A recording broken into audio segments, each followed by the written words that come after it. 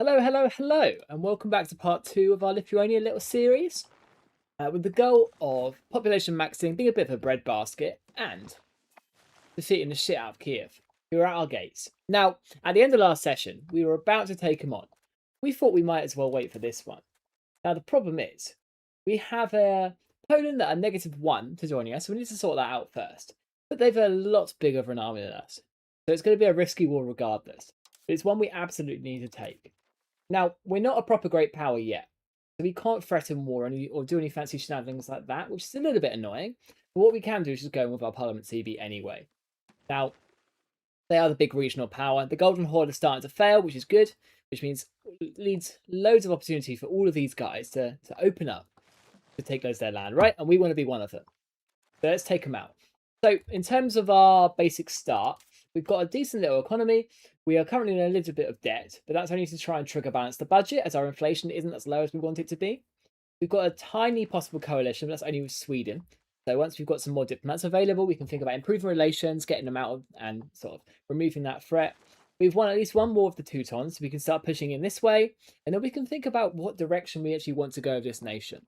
Now, our goal at the moment is a bit of a sort of a population playthrough and seeing how many people we can get, as there's some fancy new government reforms that we really want to take advantage with. The big one being this planned storage system one here, giving huge amounts of RGO size, population capacity, and then as we start expanding and going a bit more Western European, there's some really good RGOs that we can actually get some good advantage out of this. Because obviously the ones in Lithuania at the moment aren't exactly the best. So we need to sort of alleviate that a little bit. Hi Jamil, good to see you. Thank you. Welcome to the stream. So the big reason we need to take out Kyiv is to consolidate. Now, we can then think about what route we want to go. So what nation we want to form, whether we stay as Lithuania, form the Commonwealth. We could go Prussia, we could go Russia, we could go Ruthenia, we could go Scandinavia. There's lots of options available to us. So do let me know in the chat what you want us to see. So now, let's get Poland on side. So I believe we need to let time go by a little bit first, so they can get on board. They're only -1 though, so it shouldn't take too long. No, 63, 64. So that's because of border distance, levy availability, low manpower, and they lack a border to give.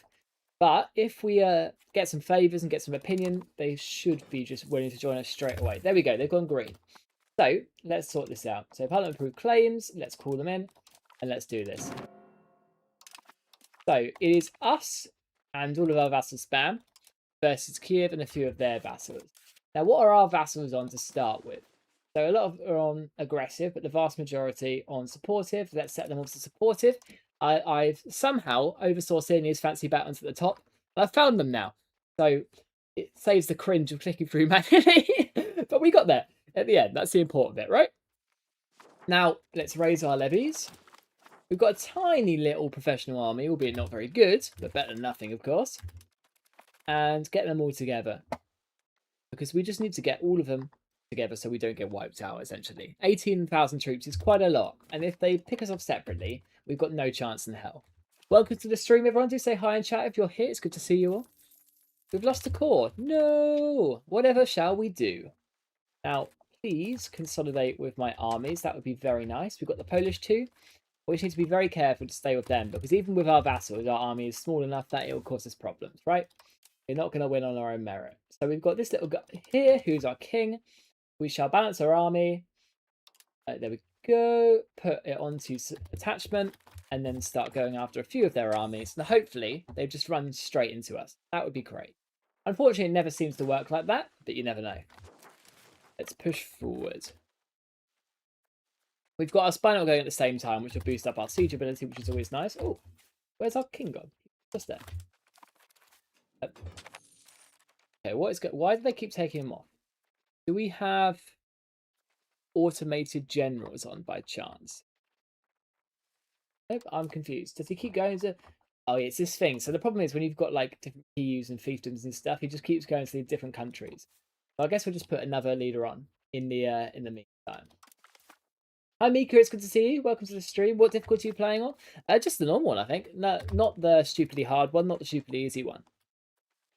So it's all Iron Man compatible, but obviously you don't have to do Iron Man anymore, which is great. And it's if you haven't played 1.3 yet, so one of the best changes that they've done is that they've completely yoinked Iron Man out of needing achievements, right? So why would people do Iron Man? It means you can go back to previous saves, actually enjoy it.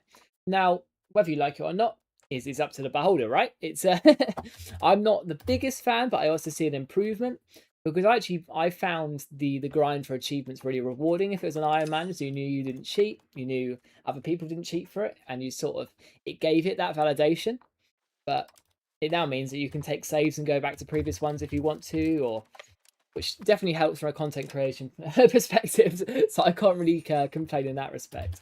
Let's wipe these guys out. Now, where are their armies? Oh, they've just had a battle with the Polish, it seems. Why did those just stop moving? Come on. There we go. Ah, they're over there. Let's go and deal with them. It's going to be a hard battle, but hopefully we succeed. Come on. Oh no, they're wiping us. That's a problem. Why are their armies so much better than us? Probably because we've got so many different stacks. Let's pull back and try and reconsolidate. We lost a lot of troops there. But they're strong. They do have heavy cavalry regulars and mercs. Yeah, that might explain it. They are currently merking up. Yeah, they are. Right. This is why you need to actually stick with me, guys. This is the problem in our last war, right? We got into a gigantic war with the Livonians and the Teutons. And just the inability to stick with us caused the death of the entire army. Right, let's try running away again. Because at this rate, they are just going to wipe straight through us. And we can't let that happen. Please attach to me. And you will survive. Right. Hopefully they're just going to go and sit on one of our forts. They're losing all their morale at the moment, so we can try and catch them for a stack wipe. We've got our parliament there, which is nice. Now, we don't want to do it in our capital because we are decentralized at the moment. And I guess we'll go for promote integration process. It's always a good one. We'll take a land focus just to let us get through. And they want us to break alliance with Poland. We're not going to do that. That would be suicide. Now, all of these guys have lost all their morale. So if we can see if we can catch them, we might just be able to stack wipe them. But that would be insane. Yeah, okay, they've just thrown the entire war for us. Lovely. Right, let's push through. We've got these archers here. I guess we'll ransom them back, just get some money for it. 8 ducats in the early game is quite useful. And then we'll push forward to the front line. We'll split up. We shall put all of our vassals and subjects on siege, please. Siege raider. And then we'll go and take their entire country over. We've got this little event as well, so we can trade legitimacy for parliamentary support, and we'll do it. Why not? We're near enough to 100% that we can try and get something else, but we'll see where we get to eventually. Chuck some music on quickly. There we go. And we should be able to get through. How are you guys finding 1.3 though? I mean, theoretically, it's looming on full release. Are you still enjoying it? Okay, we're still encouraging migration to Vilnius. Why are we doing that? What are we getting out of it? Scriptoriums, lumber mills. I mean, we can't really make anything extra. I guess there's nothing really extra to be in there. Hey, Karam, it's good to see you. Thank you for being here. Migration. Let's check you on something else. Let's just get you to develop, I guess. Make Vilnius a little bit of a capital. It should be. In terms of RGOs, we've got a fancy lumber one we can get going as well. But most of our spending at the moment just needs to be on this war effort. We need to push through. We need to take over Kyiv, and we'll get there. Hopefully they don't just get themselves wiped out in the way, but it's the AI. It does crazy stuff.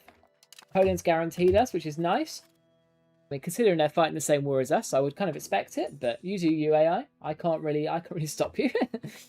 And we're just taking this fight at the moment. They don't have the troops to contest us anymore, which is brilliant. And, I mean, as you can see from that little intervention, let's say, supply is kind of overcooked in this patch, isn't it? The fact that there's basically no food anywhere, you run really low on it, you can get stack wiped straight away. It's mental. But at least it's a mechanic that we now have to properly play around. You've got to keep it in your mind, otherwise you are going to get absolutely destroyed by it. But look, what's bad for them is good for us, so we can't really complain. And we lost that first battle quite badly, so our levies don't seem to be the strongest. In terms of our economy, we do still have quite a few RGOs to get through. Yeah, I forgot to do an extra parliamentary thing. Oh well, I'm Russian, that's fine. Not too bad. We are quite heavy into serfdom though, which is brilliant. I mean, look at the insane buffs that serfdom gives you in this pack. It's kind of incredible. And yeah, sort of going for that noble serfdom economy at the moment is really, really strong. And that's the one we're going to be looking for. And that means at the moment, we really shouldn't be focusing on any fancy buildings, unless there's some really overpowered ones. We need to be continually focused on these RGOs. But to be fair, these are some decent old buildings. Now, Vilnius, our capital, unfortunately doesn't really have any good RGOs in its province, does it? So nothing really like high production efficiency that we can stack, I don't think. I mean, breweries, tanneries are decent, but otherwise it's not really that much. We might as well go for a tannery. It's okay. Then we can go for Thinners Guilds. They're apparently quite good. I don't know why that's a good economic. We don't really have the RGOs for it, but it's fine. We'll figure it out. Right, the siege is going quite well. We're pushing through up to 15% war score. Their vassals, are they loyal? 96% war. Yeah, they are sadly very loyal. So we're not going to be able to separate piece them and just annex all of their land. But what we are going to be able to do is obviously take out the main guy, right? And that's what we did this for. We can do a little bit of cheeky nation building at the same time. They seem to be wasting loads of money on these mercenaries. And hopefully the Poles will just wipe them out. But we'll have to see what we can do. It's not our manpower we're wasting at least. We've got this guy here. Now, he is our head of the cabinet. So we want to change societal values of him. So what other societal values do we want to go down? We could go innovative, but to be fair, some of the policies and traditionalism are quite good nowadays. We could go trying to push further into quantity. I mean, we really need to get to 50 quantity if we want that fancy estate privilege that we spoke about earlier. Also, further into offensive to buff the army. I mean, considering we're at war, that's probably a good idea in the short term. It's got some decent values. Logistical distance, very good for a traditional war like this. Movement speed, siege ability, assault ability. Can't really complain in that respect, can we? And we can push it quite far. And we've got this guy here. He's also good at Diplo, but he's developing Vilnius for us at the moment. And we've got some diplomats. Let's start improving relations to Sweden to get that AE down. Otherwise, it will be a little bit of a problem for us. And we can see where we can go after there. Come on, can we get this siege done pretty quick? That would be lovely. Welcome to the stream, everyone. If you're here, thank you. Do introduce yourself in chat. It's good to see you all. If you're new to the channel, please consider subscribing. We are currently pushing through Kyiv at the moment, though. We are being a bit Putin-like, but I'm sure they'll forgive us. Oh, the Golden Horde has exploded once again. They never seem to really do anything be able to handle hordes at the moment. I do wish they were a bit of a stronger force. And historically, they're a very strong, very strong opponent. And in this game at the moment, just really doesn't seem like they are. Albeit, if you give them to a player, they can be insanely overpowered. Just because they've got the best regular regiments in the entire game. Those horse cav are absolutely crazy, aren't they? They're mental. Hi, Tobber, it's good to see you. Welcome to the stream. Right, let's push through. Let's see what we can get annexed. We've got the siege down there in the capital. I think if we just go for these smaller towns, get the supply line sorted, it'll make it easier for the AI, who is not doing the most clever stuff at the moment, is it? Really. Push through. Let's get you into Chernihiv. Get a new general on you as well. Lovely. Oh, I've just moved the other guy. See, I wish that icon was a little bit bigger because it just means I automatically reassign it. Or, like, you grey it out. That would be a lot better of a UI design. But who am I to question Paradox's amazing UI? They're known for it, right? The best UI ever, I've heard people say. And we've got some more money. Let's go for some fancy old RGOs. The wall ones are really profitable, so we'll keep going down in that respect. Keep pushing through. We're up to 50% war score. Then we can start thinking of what we want to take. We do have this big vassal spam. Now, the thing at the moment is, small vassals are really not strong, right? You want big ones. Very, very big ones. Hi, Fake. It's good to see you. Welcome to the stream. It's good to see you, mate. So we want big ones and we want dominions. So could we make Minsk a dominion? No, because we've got loads of different subjects. Okay, so we need bigger subjects and we need to get the smaller ones annexed. But we can definitely do that. We can start improving relations with some of the smaller ones as well. Let's start with you, I guess. Let's get you done.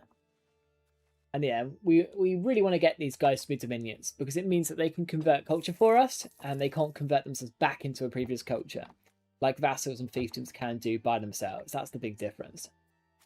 No longer is the one province vassal meta. Which, I mean, fair enough, I do understand. It wasn't exactly the most riveting gameplay in the world, was it? But it's gone, and it's gone for good.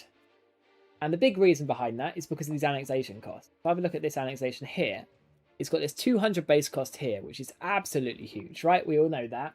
And that's what gets rid of the one province vassal meta. So whether we like it or not is a different question, because it does get rid of that one province vassal meta, and I think that's probably a good thing. because it sort of makes the game a little bit hard to play and a little bit unrewarding. And at the end of the day, it's a game, right? You want a game to be playable.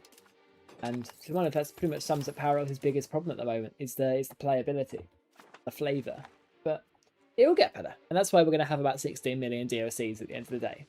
So we've still got this CB on Novgorod. How long have we got on it? See, I wish it would actually say the timer left on the CB there, but we should be able to find it if we go to our country view, I think. Where is it? Is it?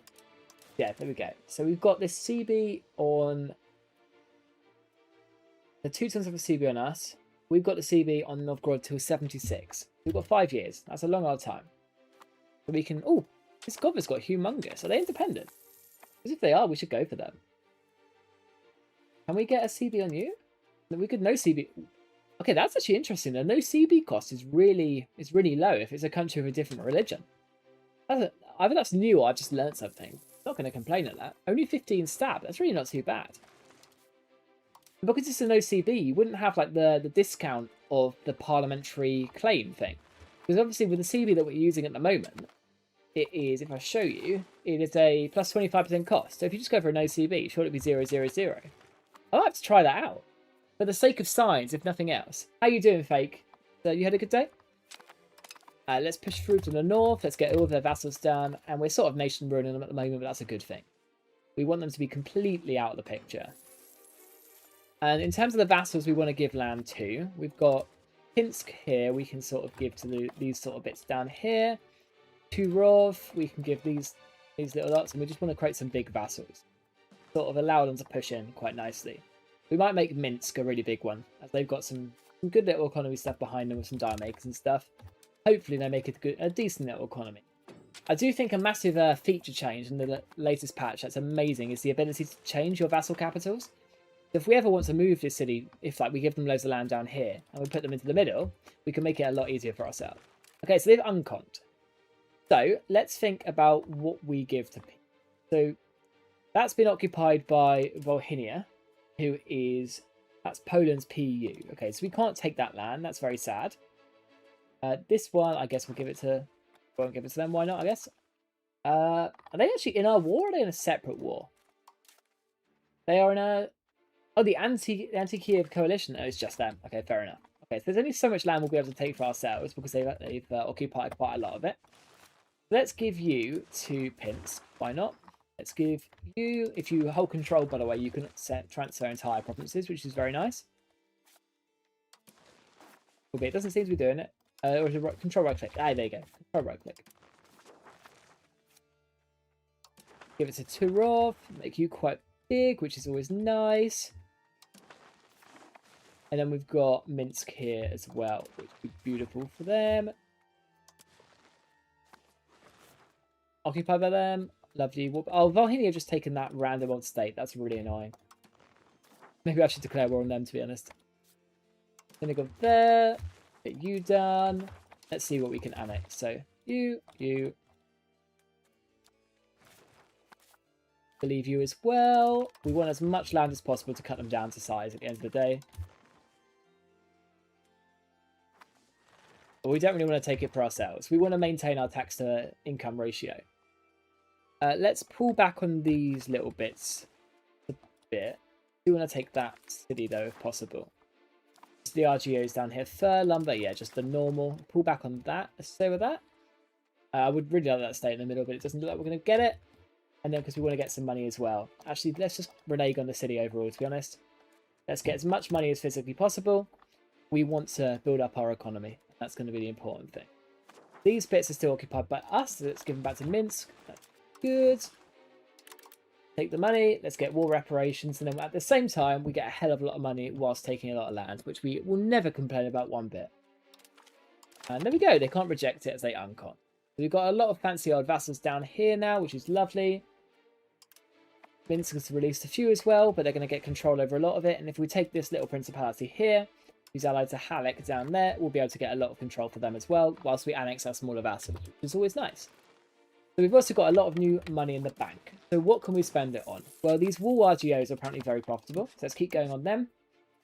They're quite expensive, but it'll hopefully be worth it. I mean, considering we've got so many buffs stacked behind serfdom, We're never really going to suffer in that respect, are we? And we've got a cabinet slot free. Let's keep integrating. We've got all of this fancy stuff to integrate. Let's keep on it. Let's actually move you onto it. Integration is going to be a priority. Now, what we were thinking of last session as well is making our governor in Riga. So for that, we obviously need to build a road there. So which would cost 538 ducats, which is a lot of money. So how can we reduce the cost of these roads? So in us to go road builder here.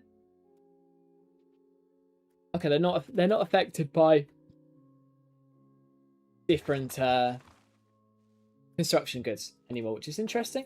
So it's just inflation. So if we get that inflation down, we will be fine. What we should have done actually is a bit of a mistake by me. Is a war parliament. But so yeah, a little bit late for that. But what we can do is our estate interaction. So we'll get some diplomats from our nobility, and we'll use them to improve relations with some of our vassals and integrate a few as well. So this guy down here, we will improve with you, and you up here, and you there. Actually, no, we'll just leave. Pull back on diplomatic spending. God, we're spending a lot. I guess we are doing a lot of annexations. We'll get rid of our spy now from Kyiv. Can we do a little thing on it first or not? Covert action, sow discontent. That will cost us a lot, but what are we getting for it? Stability. Probably not worth it. We'll just get rid of the spy network. We don't need to attack them for a while. Any other relations? We've got enough that we don't really need. I guess Sweden, but we've just taken a hell of a lot of AE, so it's not really. We'll just keep it going as long as possible. What we can do is get rid of the Polish one. Yeah, that's fine. We'll keep our diplomatic spending up for a little bit, just so it doesn't go over capacity. Now, our economy is going quite well. Let's put our fort maintenance back. We're making a lot more money now as our diplomatic spending's gone down, which is lovely. We need to find a way to get our nobility tax higher, and the big one for that is obviously to be able to get their influence lower. So for that, we need to increase our crown power. So our king is back in our country, which is always nice. He seems to be buggering off every 5 minutes. We'll put him back as a general. I do want our heir. There we go. Our heir is buddy in the Principality of Novgorod. So we need to annex that as fast as possible. But if you look at the time limits, it's going to take a long time. What we do also need to think about doing is we could enforce their culture is the big one, right? But the problem with enforcing their culture is that they can just change back. We'll send that loan again. I know it's quite high interest, but it's only 1 ducat. But if we find a way to improve our cultural influence, we'll be fine with that. It's going to be quite a long old way. If we could enforce culture, that would be lovely, right? And to be fair, we could improve our cultural relations. We can have a look at that. So this is add accepted culture, which we could do. We don't have the prestige. Yeah, we need more prestige. So we're going to do some wars in that respect. So let's put this little levies down for a second, and let's have a look at Novgorod. Now they've got quite a few. Wait, did Poland ally us? It did. That's really sad. I might have to improve relations with them.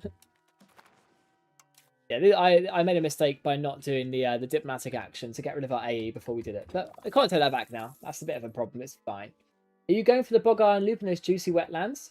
Have a look. Bog iron. We get any yet? We can get quite a few, to be fair. Yeah, this is going to be a very good. It's going to be a very good loop for us. Now, you don't necessarily want to do the loop from the start, because we've got so many RGO buffs in Lithuania. We'll focus on that. But we will absolutely do that later on. The Vilnius, we'll get some of you as well. Yeah, let's keep going on these RGOs. They're very profitable. But we do want to get that road done to Riga as fast as possible. See, this is really annoying me, just our ruler abandoning ship to our vassal every 2 seconds. So we're going to need to annex them as fast as possible. Because these guys are so slow, it's really annoying, this annexation speed. There's much more wetlands. Let's have a look at the map mode quickly. Yeah, we've got a lot of wetlands. That's going to be very, very effective for us. So we'll be able to make a bit of an iron mine. It'll be amazing. But that's obviously one for the future. It's sort of it's a mid-game you can aspire, or early mid-game, really. We'll just keep going on RGOs for now. As we're so far into serfdom, we get some insane buffs from them. We do need to think about getting quantity if possible. Fizz Negotiator, Incorruptible. If we could get the quantity trait, that would be lovely. But the big thing is just getting our stuff up to scratch. Now, this guy is He's our recommended heir at the moment. He's gifted, so he should get some decent stats. I wish he had a better education than that, but we obviously didn't have the money for it back then. Let's get some clerical legitimacy. Let's get some... Actually, let's not waste out on an emergency grant at the moment, but let's get some stability from our commoners. That's lovely. And then we can think about going for Pskov. But like I just said, we have got a lot of aggressive expansion at the moment. So maybe let's just go chill on diplomatic reputation for a sec. We are improving relations with a lot of people. But I am considering getting rid of this annexation just because of how slow it's taking. I guess we are in no rush though. This is the thing, right? You want lots of big vassals so you can annex them all at the same time. But because of our cultural influence being so low, it's a bit of a problem for us. Influence, yeah, it's not really going up anymore, which is a problem. Obviously, these guys will go down in cultural influence over time, but it's just taking a long old time. So we need to find a way to get some prestige so we can change our relations to make them integrate faster. It's not the end of the world. Now, these guys are also improving. It's fine. Yeah, decentralized is annoying, but we are getting some good vassal buffs out of it, so it's probably worth it at the moment. Stick a control group on you. Please tell me my ruler's back. He is, but he'll be back in 5 minutes. Literally. Which gets our crown power up a little bit, but that's why the main reason why we need to get these vassals integrated. And then let's have a look at our capital. Are there any fancy buildings that we really need? More spinners guilds, more tailors guilds. Just not as effective as our RGOs, to be honest. Let's just keep going on that front. More lumber. I mean, it's always good for the goods reduction, so let's keep on it. And the fact we've got so much lumber in this region will be really good for when we do get that bog iron smelter going. That'll be the important bit. The current research. What do we want to push down? We've got another war of independence, even though we only just beat the Regans, but that's fine. We shall call in Poland. Why not? I wish we would ally me again, but doesn't seem like it. And we'll just call in all of our vassals if we can. And they've already done. Hopefully, they've done it automatically. Yeah, they have. We'll stick them, manage subjects, we'll put them all on aggressive, and hopefully they go murder some vassals for us. We've got this 1 unit of armoured horsemen, which are very, very strong. Now, we've also got our research as well. What do we want to push down for? The prosperity recovery, we got some decent little diplomatic buffs down here, which could be good. Yeah, we'll push for that. There's some very good ones. Down here, food production, as we're going to be going for a little bit of a breadbasket. City rights, max literacy, and then we should be, by then, at the time we get the next institutions, which will be very good for us, for obvious reasons, right? We all want the institution. More money coming in. We'll keep going on the fancy RGOs. We've got access to so many at the moment, it's a bit of a no-brainer. Albeit we could, actually, think of going for some bridges or roads. Bridges. Are there any good ones? There are, actually.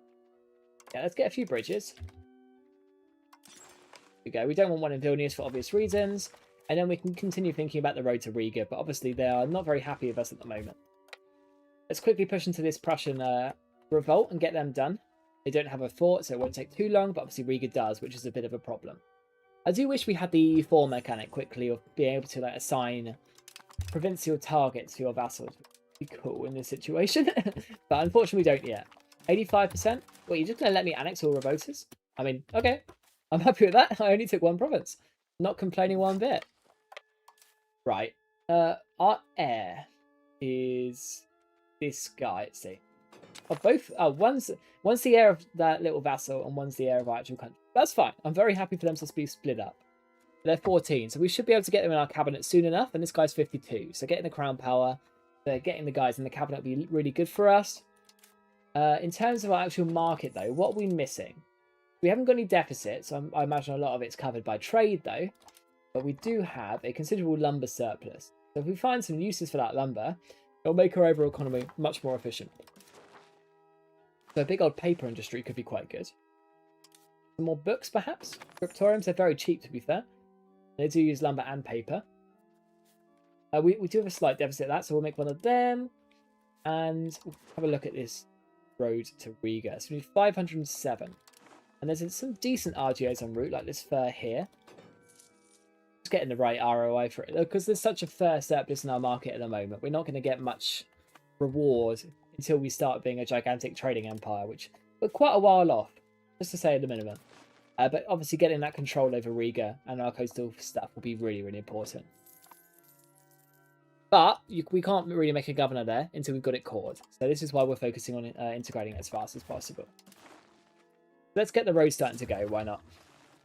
We're going to make bridges as we go. We've got these guys annexing, which is lovely. We are very negative on our diplomats at the moment, but that's fine. There's a few we can call back soon enough anyway. Like Pinsk.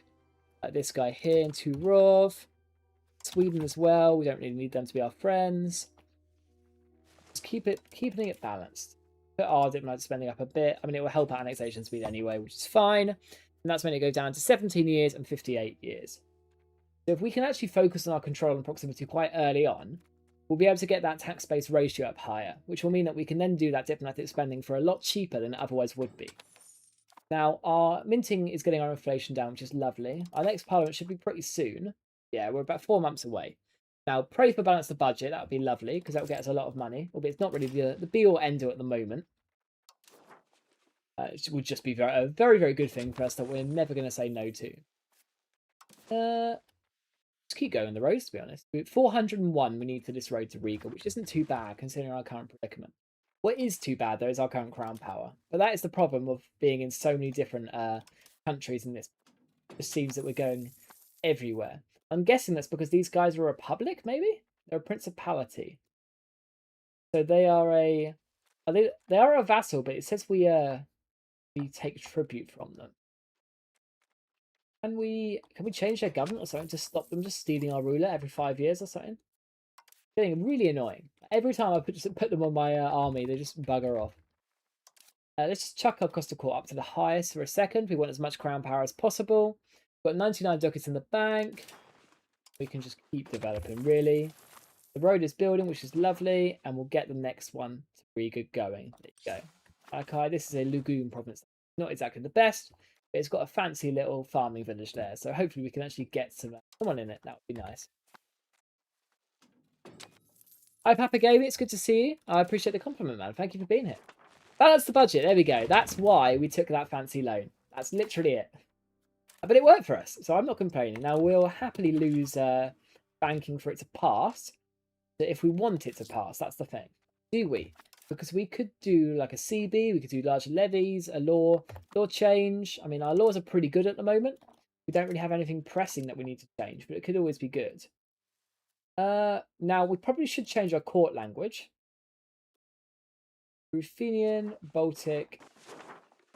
That would be our market language. It's also a common language and liturgical language, so let's do that. It costs us 20 stability, but it'll get us quite a few buffs. So we're now getting... Court language is our liturgical language, so clergy, state satisfaction, institution growth. The common language, so cultural influence and peasant satisfaction. And market language, selling efficiency. That's 3 insane buffs for only the cost of 20 stability. So it sort of hides there, but it's really, really useful. Cabinet member, he's 53. Yeah, let's just take the parliamentary support. I remember you talking that your family comes from Latvia. I'm curious whether you know if they were ethnic Latvians, Baltic Germans, Russians, Poles, Lithuanians. From my the only thing I've been told is that they were Latvians. I'm going to guess ethnic Latvians. I don't know exactly where from, but we are planning a trip to Riga at some point to see if we can investigate the family roots. All I know is that they sort of escaped when the Soviet Union was invading for the first time. So they had loads of property, they had their sort of roots, and they just had to give it all up at the drop of a hat to flee and try and save their lives. And then they went to England and settled around here in Surrey, and some of my family moved down here, which is where I live between these two cities there. Central Council, cultural tradition, decentralised, that's all very lovely. It's all just, yeah, it's all pretty good, to be honest. Our laws are pretty set already. We don't need to do that major of any changes. We can get some more control. It's only 20. Makes it easier. Increased opinion with Minsk, absolutely. Larger levies, CB. What's our truce like with the Teuton? It's about to end, so let's get a CB on the Teutons when we can. That's the idea. I do wish I knew more about it, but because of the manner in which I left and no one's really written down the family history, we don't really know that much. But I'd love to go back at some point and see if I can like investigate it, because that is just objectively cool. Any royal marriages? We need a diplomat. But there's no matches anyway. Do you have any breadbasket locations already? Not at the moment, just because there's so much food in Europe, we don't really need to. the sort of the logic of what I'm thinking at the moment is that breadbasket economy is going to be very, very effective when everyone starts urbanizing. Just obviously, people who don't have money yet. That's the thing. So when people start urbanizing and they start getting rid of all of their food production, we'll be able to then sell it to them at a premium. Hey, Control, it's good to see you, man. Thank you for being here. I appreciate the donation. No, it's yeah. I do really want to investigate my family history a bit more. It's so like it's like 2 generations or 3 generations now since they came across, so it sort of gets lost in translation. Right, let's quickly get that CB on the Teutons. We'll put it down here. We'll take another 5% parliamentary support or Vilnius. Actually, let's just increase opinion again. That's fine. And then we'll take some development in Vilnius, and then we'll pass balance the budget. What's our inflation like? Okay, we don't need to pass balance the budget. That's fine. My advice is to ask your family as much as you can since the older folks die out as time passes. No, you're absolutely right. It's something I need to do sooner than later.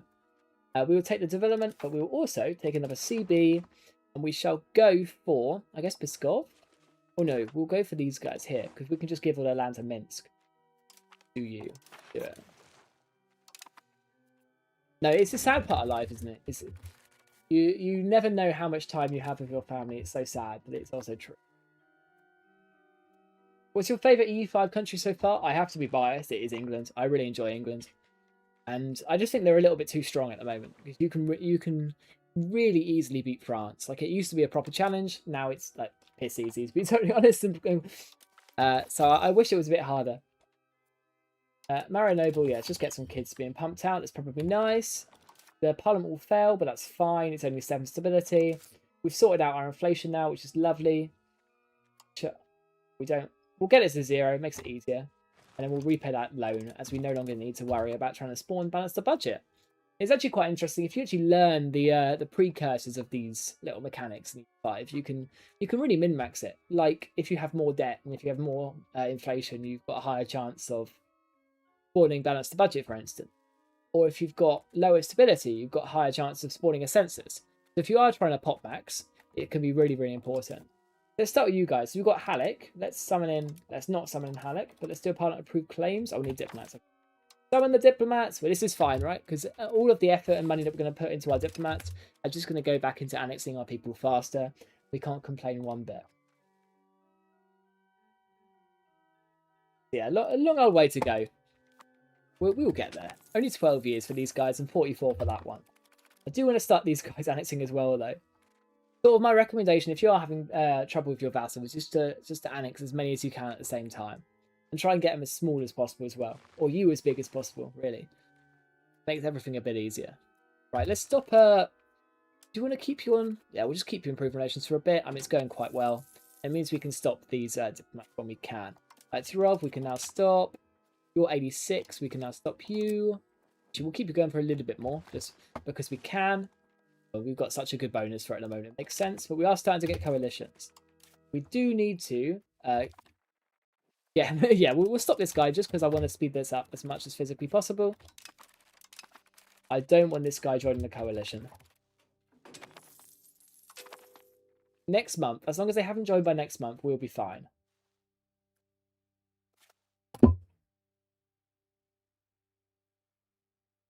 You got told randomly at a funeral that your family member got some military award for fighting in the division that conquered Berlin. That's insane. Yeah, I know. The history that families have is mental, isn't it? It always goes under the hood, and you find about it way too late. Right, Halleck has got completely just lost their army, so that's fine. We shall take him to battle.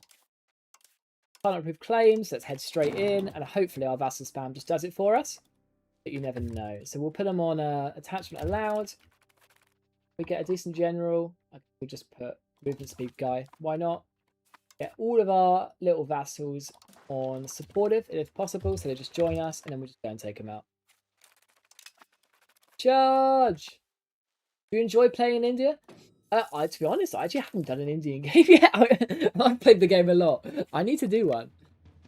I guess it's just because it's like hasn't exactly got the flavour yet that it sort of maybe should have. Okay, they're not attaching, so let's put them on aggressive and hope they do it for us. And then we can also actually, once we get our next diplomat, we can start the war on the Teutons at the same time. But I'm guessing, are they in a coalition? Or are they allied to someone? They're allied to the Teutons. Sorry, the Danish. But they are in our coalition. Now, this is my fault for not improving my diplomatic reputation before I took that land. But the Teutons, how much antagonism? They've got 75. So if we improve relations with them, we'd reduce that, and they would maybe leave. Or we could just do a little bit of a base strategy and invade them anyway. Oh, you might get Latvian citizenship due to ancestry. In Poland, if at least one of your grandparents was Polish, you can get citizenship really easy. You'll be an EU national, which is top. Yeah, look, you don't need to chat to me about the EU. I'm like the EU's biggest fan, and I consistently hate my country for leaving it. But that's the thing, right? When you're a kid, when the referendum happens and you don't get the chance to vote on it, you're always going to harbour a grudge about your future being taken away from you. But no, there is a scheme. There's basically one if you're. I don't know if it's your grandparents, but I think it's specifically a Soviet leavers scheme, and I'm eligible under that one, provided the family history is true. It's just the only concern has been double taxation, so I need to do some more research into it. It's definitely an option I can go for. Clergy satisfaction, clergy power. Yeah, let's do it. Why not? No, I'm forever annoyed that the Brits left the EU, but this is why we campaign to try and reverse it. And ultimately that is politics, isn't it? It's a pendulum. It goes one way, it goes the other way, and that is life. Let's get some fancier taxes, why not? We've got the satisfaction, tax them a bit more, and just get this war over and done with quickly. We'll get a truce with a few people, and then we can think about starting the next war, but I'm a little bit worried to take on the Danish. I'm more scared of the Danish than the coalition, so what we're going to try and do is trying to get people out of this coalition quite early.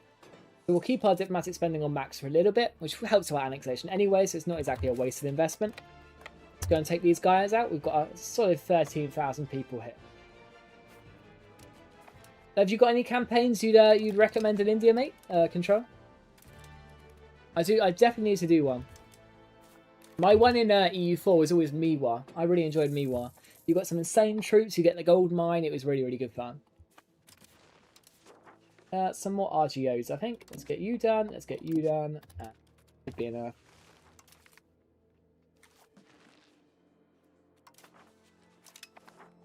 Alright, let's go and see if we can. Can we get to Halleck? No, people don't want to let us through. Well, that is sad.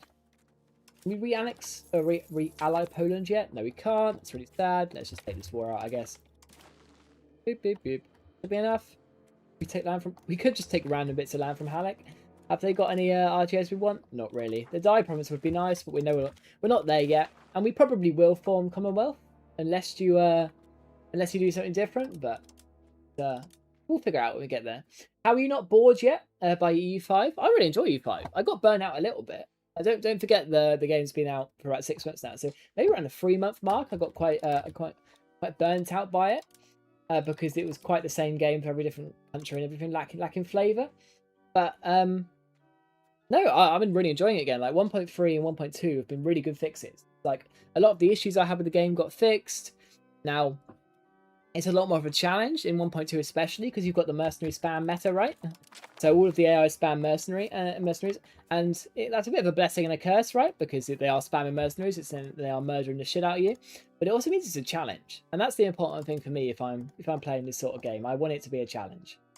And the mercenary bullshit did sort of make it so, whether you like it or not. But in 1.3, the mercenaries are a lot better. They're not perfect yet by any means, but it's improving every patch. Things are getting better. New mechanics are being added. And there's loads of different nations to try. And multiplayer as well. We're currently planning a multiplayer. So if you're interested in EU5 multiplayer, give it a go. Because you're not just doing the same thing. You're doing diplomacy. You're challenging yourself against other people, and you're doing fancy old battles and strategy and thinking. And I'm always a multiplayer person, so I play single player to get better for multiplayer. To be totally honest, it's why I used to play Holy 4 quite a lot. But yeah, I really enjoy multiplayer. I think EU5 multiplayer is amazing. I really enjoy it.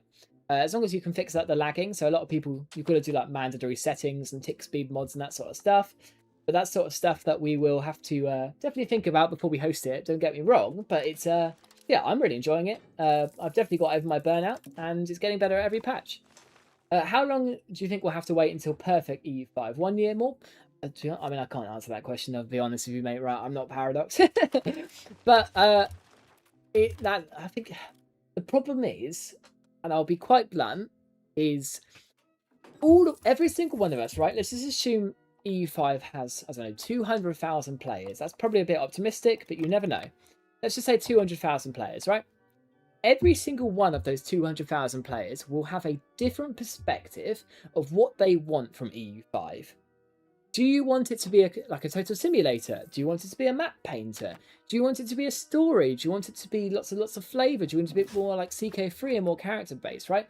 All of us have different perspectives of what they want it to be. Now, I think Paradox's problem so far has they've been trying to accommodate every single one of those personalities and to try and to make it this gigantic thing encompassing everything, which is how you make a great game, right? And I've always said, if you want flavor or mechanics, you always want to start with mechanics, because if you don't have the mechanics and you've got flavor, then people will play it for 25 hours, 30 hours, and then they'll move on. It's like Slay the Spire, right? I really love Slay the Spire, and it was an amazing game. It's got so much life, so much flavor, so much different things that you can do, and it's so fun. But it's only got 5 characters, and there's only so much time you can play those 5 characters. Whereas EU5, I've played over 1,000 hours. I haven't even touched maybe 20% of the nations. Probably much less than that, maybe 5% of the nations, because there's so many of them. So many different play styles, so many different mechanics, and you can build off mechanics. It's a lot harder to implement them down the line. So I'm definitely on team mechanics first, flavor later. Obviously, we both want, right? We'd obviously both want to have both at the same time and it'd be this undisputed masterpiece, right? And I personally think it will get there, and it's quite obviously not at the moment. We shouldn't hoodwink that. Is probably a good word to say it. But I'm really enjoying it, and I wouldn't be making this content if I didn't enjoy it. It's not something you do for the money ultimately. But no, I'm really enjoying it. I think the game's getting better. You can see the progress as it's happening, and I can't really complain too much if I'm honest. But I do understand where you're coming from. It's not a game for everyone, right? There's a lot of big differences to EU4 with it being a sequel. It's like when I loaded that for the first time, I was flabbergasted that there was no mission trees and there was no idea groups. So get rid of both of them was a gigantic takeaway from what EU4 was. Because EU4 was never that simulator that was just a map painter. It was a story. It was mission trees. It sort of railroaded you to where you wanted to be and where history takes you, but still allowed you to go wherever the hell you wanted in a normal capacity. And I'm a big. I know not many people are, but I'm still a big proponent for mission trees because I thought it gave it that flavor. And you can do flavor through other ways and means. Don't get me wrong, but it was definitely missing it. And I think you'd be lying if you were just trying to cover up all the issues and say EU5 was the greatest game to ever exist, right? But it does a job, and I really enjoy it. And it's a great economy simulator. It's a great competition.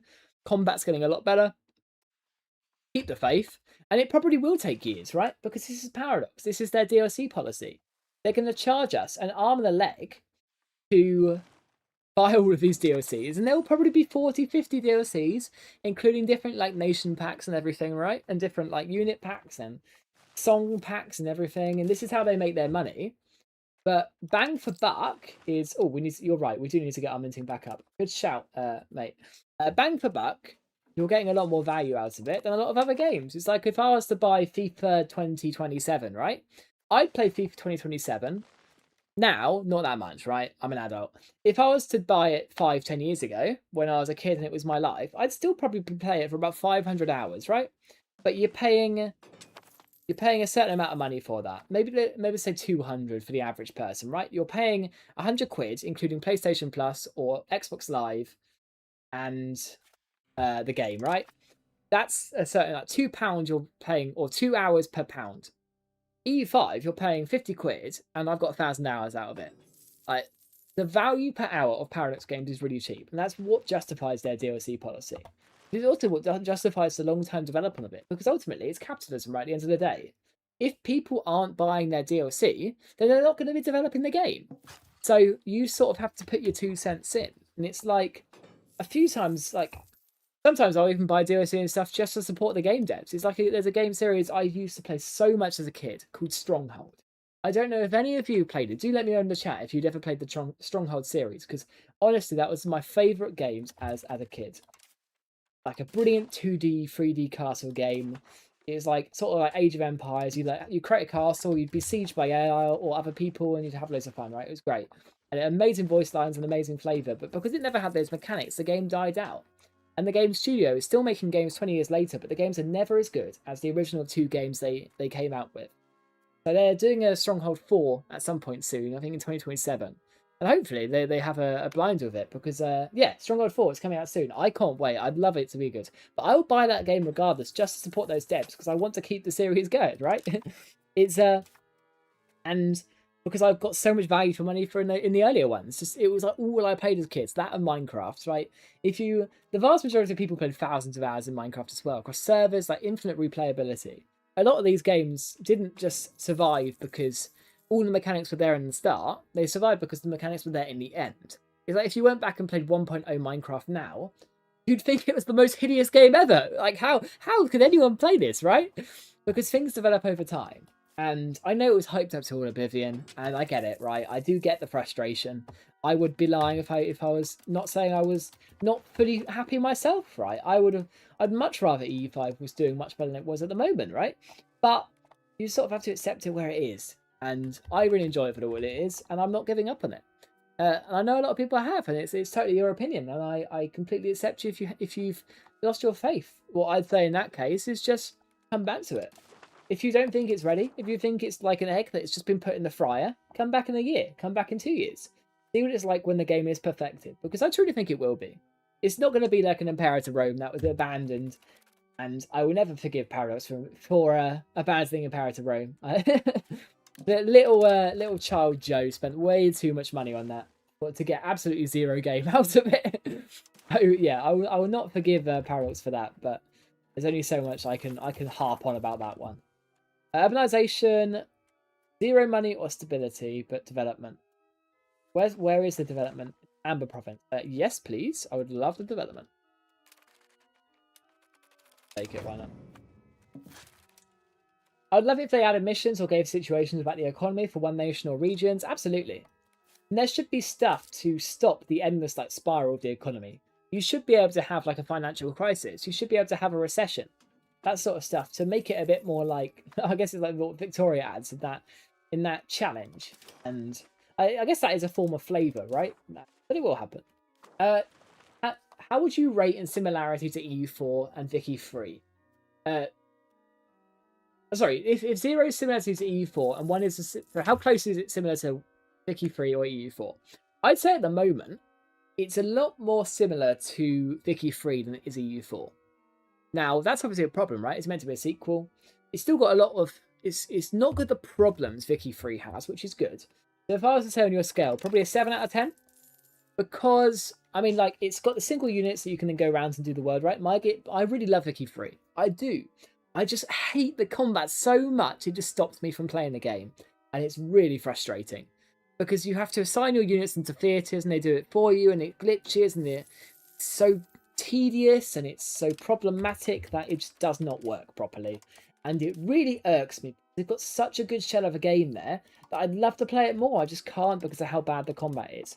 So it doesn't have a lot of Vicky 3's problems, EU5, but obviously one of its big problems is it's so different to EU4. The economy is infinitely scaling, where in EU4 it wasn't. In EU4 it had hard caps. So you could only make 7 buildings in a province. You had force limits, you had naval force limits, you had building caps.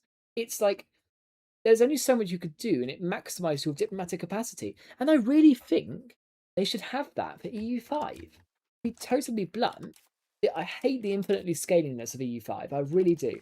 Because it just means that the big countries and the best players completely outscale the weaker countries and the weaker players. And it shouldn't be that way. In EU4, if someone was better than you, sure, they'd outscale you, but 50 years later down the line, you'd be able to catch up. Because there was a limit to what your money could do. And sure, that had problems, right? Because you got to a point in the game where your money was essentially useless, and you just go around doing whatever the fuck you wanted with it. Like, if you're a multiplayer, you go and, like, subsidize every other nation in the world and stuff. But you all got to your, like, maximum possible capacity. which made the game balanced in terms of what country's strength should actually be, and EU5 needs to get there. But I think the best lessons and the best ideas are often taken from successes and failures in the past. It's like you learn by making mistakes, and you can take wins that were things in the past and you can use them in modern scenarios. And that's definitely what EU5 needs to do. Look back at EU4, figure out how EU4 found that flavour, and see if they can do anything with it. Right, come on, please win this battle. Come on, charge! There we go. Lovely. Let's go and wipe out that 5k in the north, and then we should be pretty good. That's some good war score anyway. Let's put all of our vassals quickly on siege, if they haven't already, whilst we do the hard legs of the work for us. What I hate is that I need to relearn making economy start after every patch. Yeah, it's really annoying, isn't it? It is, yeah. There needs to be some, like, consistency to the changes. But once they find that right formula, I think that's a problem that will ease itself. It's like, they're doing all of these changes because people aren't happy at the end of the day, right? People are not happy. People aren't playing the game, so they need to change stuff. Like, if people are happy and enjoying the game, then they don't need to change it because they've found the right situation. So it's probably a symptom of the bigger problem, that is the game isn't going as successful as Paradox hoped. And I'm sure I can guarantee you Paradox would much rather it was this gigantic success, and it really isn't at the moment. And I'm sure they're really annoyed about it. But what can we do at the end of the day? We're not the ones in control of the game. We can only give them our feedback, and I'm sure most of us have. We need to get rid of some of this aggressive expansion with the big people. Muscovy. That's cut the diplomatic spending, get some more money coming into our coffers. Okay. 11 years on our annexation, that's not too bad. Let's push into Prussia. Welcome to the stream, everyone. It's good to see you all. Are you guys watching the World Cup? There's a good few games tonight. A really big one at 2 in the morning for me is the Netherlands game. That'll be insane. Netherlands-Morocco is probably one of the biggest games in the round of 32. Lots of people are going to be knocked out, and two very, very big teams there. How would you like Vic 3 with Hoy-like mechanics for warfare? That would be a lot better, honestly. It would be insanely better. But I think the problem with Vicky 3 is mostly with the warfare. It's the Rip Japan. I know, it's so sad. I was really hoping them, because England's obviously on that side of the tree. So I would much rather Japan went through than Brazil, but unfortunately it didn't happen. No, Vicky 3 with Hoy War mechanics would be much better. But I think the big problem with Vicky 3 War is just the fact it's never actually worked, rather than, like, it's so glitchy and so tedious, rather than the fact it's just like the actual system itself. I don't inherently hate the idea of not being able to manually control my markets. Sorry, my troops. Well, I kind of do, but not as much as the problem is it just doesn't work in the first place. So I think that would be a good compromise. You should work for Paradox, mate. So, for the naysayers of EU5, what's the biggest thing you would change then? Is it mission trees? Is it flavour? Is it the research system? Like, what would you change that you're just not happy with at the moment? Because for me, I mean, you're welcome to go back and watch the video I put on it. But the biggest thing I changed was that unironically just force limits to stop infinite scaling. I think that's the big problem. Right, let's get some of this stuff. And then let's take that siege first. That's fine. Yeah, come on, Netherlands. I want them to beat Morocco. I mean, I'm more scared of Netherlands than I am Morocco, but I do like Netherlands. They're probably my second team if I had to pick one for the Euros.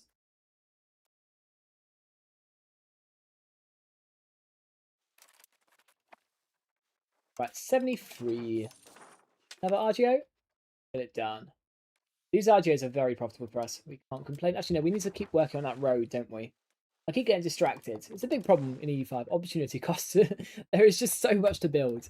It's like, oh, can I be doing something else? Can I be doing something better? Probably. But at the moment, we'll just keep focusing on the basics.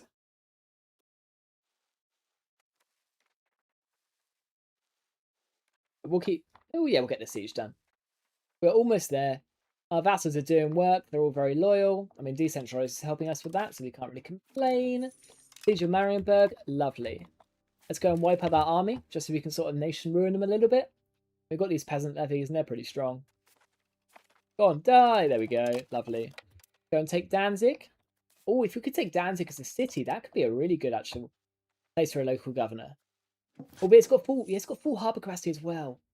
Oh, I could do that over Riga. And I know I've been building the road there, so that would be annoying. Spend for research progress? Absolutely.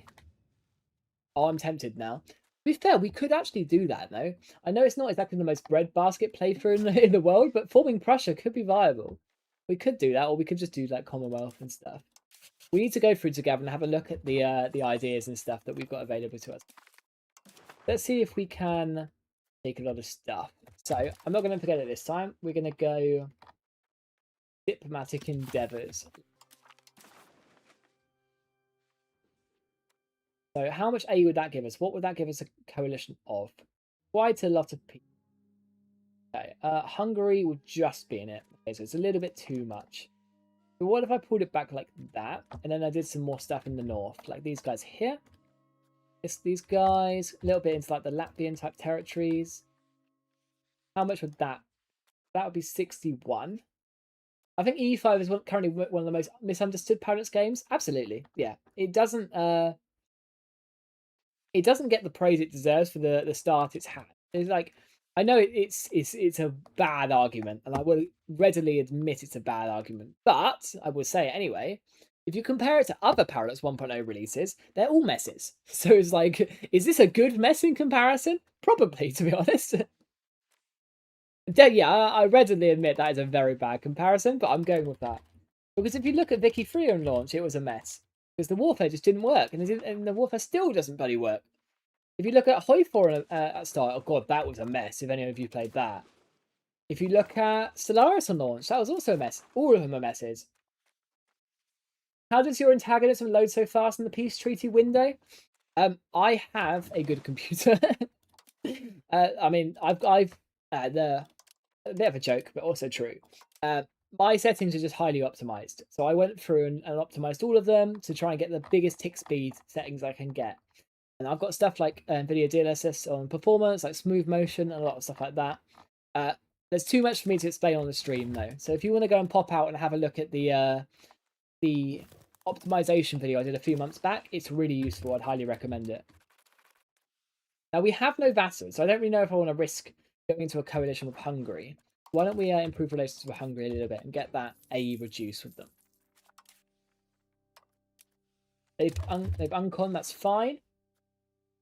I just want to get that AE down with Hungary first before we take stuff that we might later regret.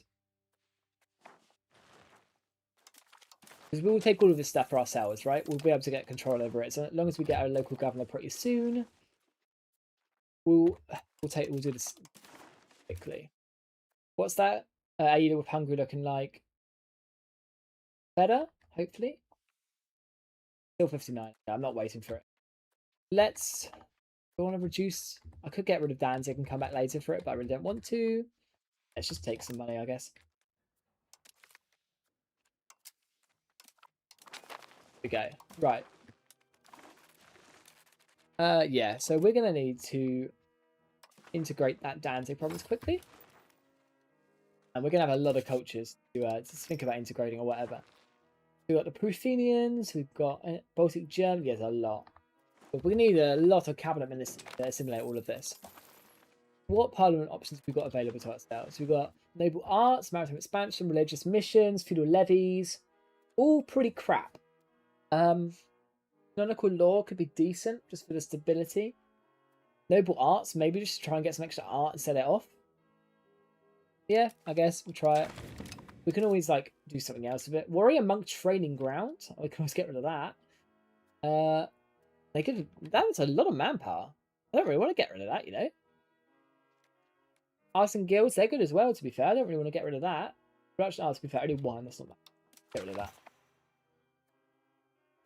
I do think channels like yours are very healthy for the game because it's showing how people are very chill, easy to understand how the game is played. Yeah, I mean, that was the whole point I started my channel, really. It's I got annoyed that I couldn't find out the answers I wanted for EU5 in a easy fashion without having to watch a 2-hour monologue of someone explaining everything to do with the game. So I just decided to do it myself, and I can't really complain. I hope it helps. Sponsor Noble Arts, yeah, I mean, we can always just a bloody writer, to be fair. Artists are really, really strong in the current bit of the game. You can just sell the art everywhere.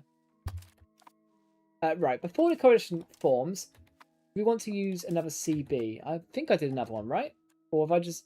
Has it been so long I've sort of let it expired? Oh, control, you're almost of age. I think, yeah, I've let it expire, haven't I? Oh, well. I could do a fabricated CB. I'm just thinking whether we go for Pskov before the coalition forms, because it's going to be hectic. Pets, I'll get rid of you, because I need to improve relations. Yeah, we just need to stop these guys joining the coalition, if at all possible. Hi, Spartan, it's good to see you. Welcome to the stream. Kind of off topic, but does medicaments supply increased disease resistance? I don't know, to be honest. I've sort of always viewed them as a bit of a useless thing. So I know they are used in like hospitals, right? But that's like the only thing. I don't know. Yeah, I hope it would, because that would be cool, but not that I can see. Yeah, it doesn't seem like it, but that you should tell Johan that. That would be a very cool mechanic. Right, so our culture locations map. We've got these guys integrating into our culture. A 45 defensive at the end, maybe not on that respect. I wish we could form our own culture. That would be really cool. Now we could go. We can pretty much form whatever we... Oh no, we've got Bohemia in our coalition. Oh, we might be cooked. That's bad. Sweden. I mean, I'm not that worried about Sweden. I might be in trouble here. Okay, let's get some more armoured horsemen. If we're going to be going to war, we're going to need as strong an army as possible. Now, Poland is still guaranteeing us for now. They might join us, which might stop Bohemia joining the coalition. I didn't realise Bohemia was in it, otherwise I wouldn't have taken so much. How much have they got then? Plus 60. Okay, so we're going to need to improve relations with them as much as possible. Can we get any diplomats from our nobility to ease that? Yes, we can do that. So, improve with Bohemia, please. Now, who else is in the coalition? So, Sweden, 58. Let's improve with you. I mean, just get them out. Pskov, let's improve with you. Oh, I accidentally cancelled with you. That's sad.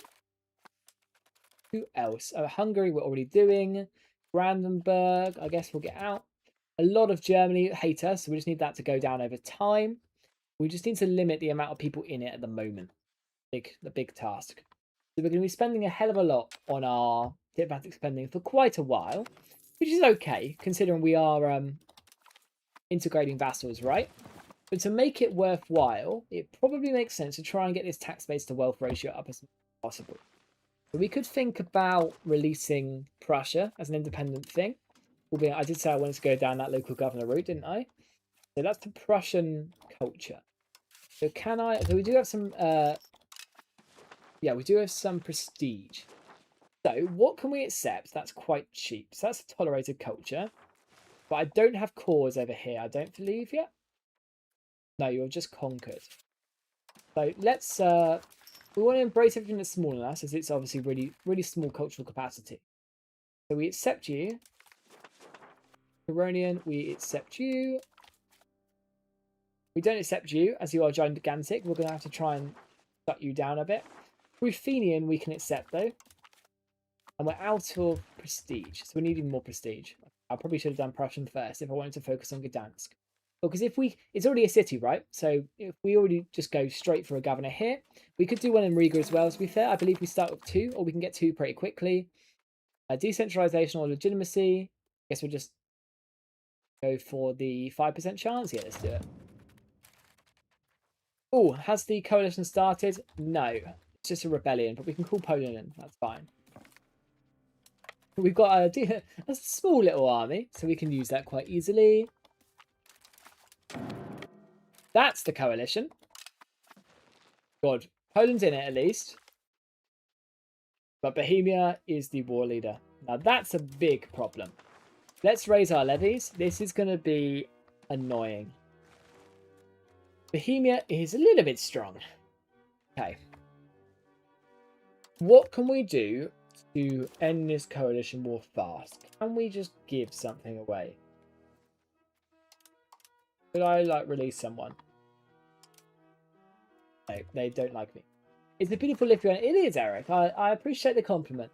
It's just not one that's going to survive very long with this this anti-Lithuanian coalition that's coming for us. Okay, we could benefit from doing parliamentary approved levies. Oh, but I've already started the levies. Okay, I'm going to stop the levies. Cancel the levies. Why won't you let me stop the levies? Where are they still raising?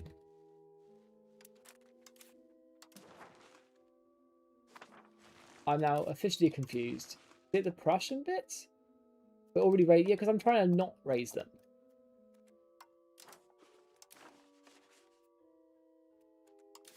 Yeah, because then if we get the parliamentary buff for it... Oh, what we'll do is we'll wait for 17 days. We'll let this pass. Then we'll go for our emergency war parliament, and that should be good. So where did you spawn? Spawned in Danzig. Okay, that's fine. We're just going to found you quickly. Hopefully you go straight back. Yes, you did. Lovely. Right, let's let our noble arts pass. We get an artist. That's fine. Now let's quickly summon a brand new estate parliament. Now we will do one of the emergency grants from you. That's fine. Free money. Not complaining with emergency parliament. And what we shall do is we could do an officer list. Ties to neighbours for more diplomats. That could be good, to be fair. Oh, integration process. That's probably what we need. Yeah, let's do you. We'll take some communist stability at the same time. Yeah, these little actions are so overpowered, aren't they? They're kind of crazy. We shall do a little hired courtier. We can make the most of that 15% legitimacy that we'll then take from our clergy. Lovely. And we've got 300 in the bank. So we could go for mercenaries if we need them. I wouldn't recommend it, though. Let's just go for a land focus. We're already there anyway. Increase our opinion with someone and go for larger levies. Lovely. Now we also probably want to get larger levies from one of our estates. Let's look for our tribes, right? Can we do a tribal larger levies? Yes, we can do. Lovely. We let that tick. We're now up to 16,000 levies. Let's summon them all. And we're going to be very, very careful of them, as the Europeans, they're going to have much higher quality than us, which is obviously a little bit of a problem. No! Martin has died! If you're in the stream, Martin, I'm sorry, you've passed away. He was a victim of an unlikely hunting accident. Yes, unlikely, definitely. God, 2 of our heirs have died. Someone's murdering our heirs. What are we doing, guys? Get a grip of yourself. Stop dying. It's unacceptable. Have I got any grandkids yet? We have a granddaughter. Okay, control. You've come of age. You are now my heir. Welcome. You can marry a 51-year-old. No, I'm not that mean. You can be the cabinet advisor, though. Actually, no, you're going to be our general. Bro, you're going to save the empire. If we lose any battles, it's your fault, and I will be blaming you personally. Parliamentary support. Yeah, let's get it done. Let's just chuck an old guy into our parliament, I guess. You've got artist salary. Yeah, why not you? Why not? You're in the tribes anyway. It's likely not going to be a problem with influence.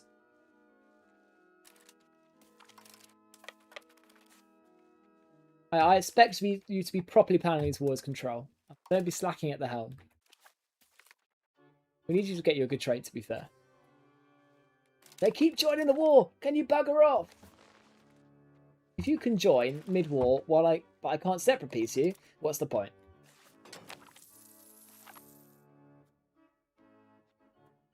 We'll take some more prestige. I mean, we need some more cultural stuff. Let's get that sorted quickly. So we're at 1.1 out of our cultural capacity. We don't want you, but we want you tolerated. Latvian. Yeah, let's do you. I love the Latvians. Viva Latvia. Prussian. Where's Prussian? We feel we could just assimilate Prussia. And I'm tempted. We'll worry about that later on. Right, we've got 300 gold in the bank. Do we want some mercenaries? Or do we want to just leave it to the big old levy stack that we've just got? Probably the big old levy stack. Supportive. We'll rebalance the army. But we will manually do it as well. And we shall put the cavalry on the flank, please. There we go. That's fine. We've got more people there, so we'll chuck you into the middle. Lovely. Let's go and get some armies. This is all a show superiority war, I imagine. Let's just check that. Yeah, it is. A show superiority war, so we just need to get some battles. We can piece this out pretty quickly, and we'll get a good truce of everyone. Luckily, Poland's got this gigantic port network, which will keep them out for a while. Now, we're spending a lot of money on diplomacy at the moment, but that's fine. It goes straight into annexations anyway, so we're not exactly missing out on too much. And we've got 300 in the bank. So if we do want to make a road network up to Riga, we can do, and I think we will. Yo, why are you saying it's expensive? I've been building this road network. Yeah, I'm not going around. They want integration speed for parliamentary support. Yes. Then use to Riga. There we go. The gigantic road to Riga has been constructed. Only costs 300. Not too bad if it lets us get that governor. And we've accepted the culture now, so that should be core soon enough. Or we'll be close to doing that. Okay. What is the culture in Riga? Let's have a quick look. It is Baltic German. Okay, so we will need to assimilate that if we do want to make it a core. That's fine, though. Go back and keep killing people, or do we need to go and help the Poles? Got 56% war score on these guys. But our army is so slow. Control, you've got the cavalry power, general trait. That's pretty good. Well done, mate. You're doing a good job. We're making absolute zilch from trade. I guess our crown power is terrible, though. These guys, they're Smolensk. This is not the armies we need to be fighting, but it's okay. No, I've got to get my parliament to actually pass. Oh, well. I've been focusing on the war too much. Oops. Rookie right here. Right, can we annex you yet? Yes, we can. There we go. You're back in the fold. Can I now get your levies raised? No, not this says. Right, actually, let's kill you. Come on, please. Lovely. Stack wipe. Push further. No, it's not a stack wipe. Okay, I'm now annoyed. Control. Why not, dude? Why did you not stack wipe that army? Right, occupied. Lovely. 21%. Can't piece out yet, but it should be good. The good thing is, Bohemia is obviously the war leader. If we do actually win this, we'll be able to get some decent money out of it. But there's a lot of people gunning for us. Luckily, our efforts to stop Hungary seems to have worked, even if the other ones didn't. But we just need to keep going in that respect, to be fair. And we'll do that with Kyiv as well, try and keep them out. Even if we're going to go and invade them soon enough anyway. People keep joining the coalition war. This is unacceptable. 9%. Oh no, what are the Polish doing? They are crumbling. I can't afford you to crumble, guys. Right, let's chuck all of my vassals on supportive again. And let's go and take out some of these Polish armies. If we can get some tactical stack wipes as they start running into our stupidly attritional land, we should be fine.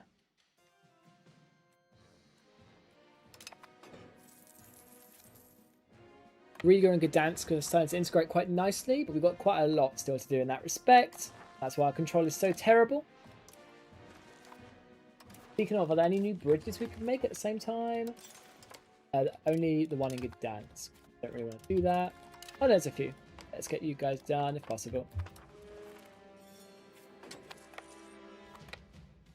I do hate how quickly you lose morale if you're just moving, even within your own territory. I do think they need to readjust that. It's not exactly balanced very correctly, in my opinion. Right, 20,000 troops there. They are attritioning. They're not very fast. We're up against about 80,000 troops here, so we need to be very careful. Catch them on our forts and stuff. Offensive, but stability, I guess.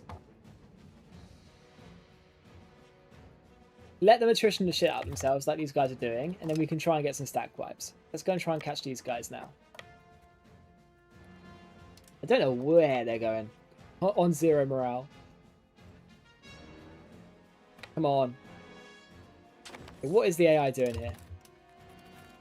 Right, we should catch them here, and we should get a stack wipe. There we go. This is what I mean, right? The supply system at the moment is so abusable. The AI just doesn't know what to do about it. Right, 23,000 people down here. Let's go and wipe them out.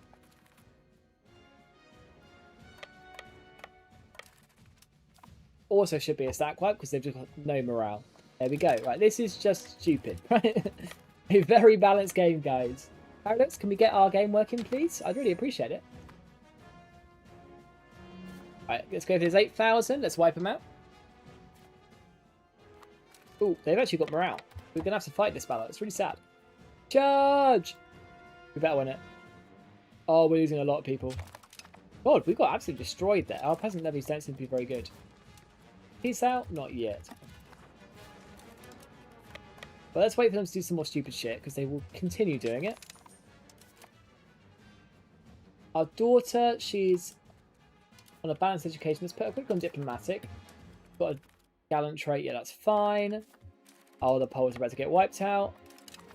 We do a ticking war score in our favour, to be fair. So we can like run away and see if we can keep ourselves alive. And just let them keep running into our territory and mock and cutting them off as they get further into it.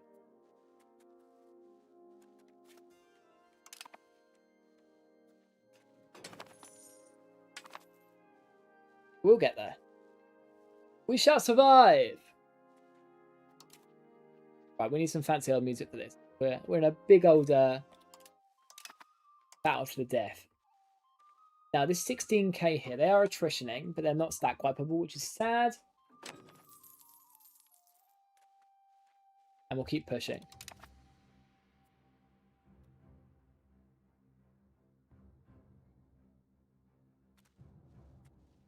They're attritioning. Are they taking 5? Yeah, they're out of food. So we could go for a stack wipe here. Let's walk up. Keep in the area. Yeah, supply is crazy, as you can see. 5% is mental, obviously. You're losing so many men, and obviously population is the most important mechanic of them all, right? So we'll keep an eye on that. Our ticking war score is going up, which is nice. We could then... How much could we peace out for? Could we get... Ooh, good. If we wanted war reparations as well, we would be minus 50. Well, Poland's somehow got 46% participation, despite all of their armies dying. So I would love Poland to peace out before we go for the peace, because I would like the 600 ducats for myself. But obviously, we need to get some good war score in the bank first from battles. These guys are still out of food, it seems. Yeah, lack of food. They've still got morale, despite being without any food, which is interesting. We'll get this guy. He is 56 food production. That's okay. That'll keep us going. I do want obviously people from our crown estate to be in our cabinet, which would be nice. Evens in high places. Religious group minus 30. That's fine, I guess. We can't really do anything to stop it. And let's push in here quickly. Now I do need to play the stronghold demo to a proper prime nostalgia. Nostalgia is such a weird emotion. Off topic, but true. Oh no, we're in trouble. Please? Win? I can't see. We're winning? Looks like it. There we go. And they're coming into us. That's lovely. Keep pushing over there. We are wiping this coalition out. But we are losing men obviously to do it. I wish you could like send a diplomatic option to ask Poland to can you separate peace out? I'd like the war score for myself. 42% now, that's fine. The more of these armies that we wipe out, the more that we'll get. And to be fair, these guys deserve to have some pain for trying to assault us. And let's just unsiege this stuff pretty quick. I want to get this 4k actually quickly as well if we can. They seem to be hanging about for some reason. The Austrians are there, so we're going to run away again. Charge! Try and get these this stuff unsieged though quickly. The more war score and war participation we get, the more money we get for ourselves, and I'm not going to complain if we get more money. Right, they're at 11k. Are they starving? Yeah, no, it's attrition, sadly. We should be able to defend this pretty quick soon enough. Now, we can get a local governor in Riga if we want to. We just need 40 more gold, which would be huge for our control. So I think that's our next port of call.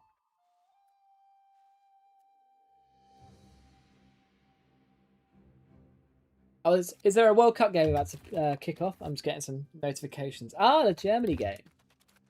Who do we reckon is going to win out of that one? Germany, Paraguay? What are we saying? It's obviously going to be Germany, isn't it? Let's not kill ourselves. I'm not that scared of the Germans though this tournament, to be fair. But the earliest place that England could meet them would be in the final, so I can't complain too much.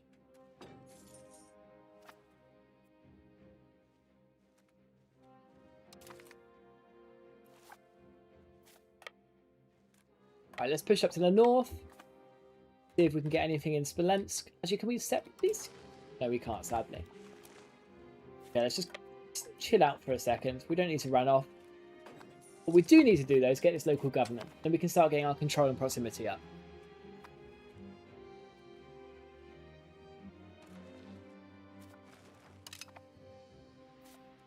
$10k. Right, go and get some more kills. They're starting to merc spam, which is good. They're wasting their money. I can't really complain at that one.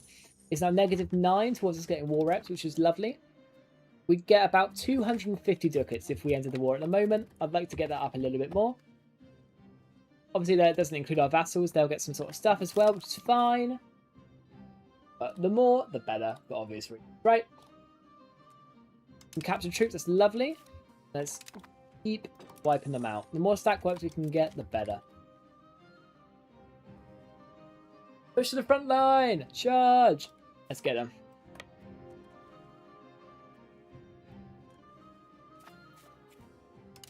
The Republic of Pavia. Fine, let's push in a Lipno. Come on. Low morale, they should be pretty easy to get. We are pretty much just doing this for war participation now rather than war score, but also revenge. They can lose troops for this. We will assassinate everyone. Right, let's get the governor in Riga going. That will get some really good control. And can we piece you out, Bohemia? You can't? Oh, I'm surprised. It was like -9 a second ago.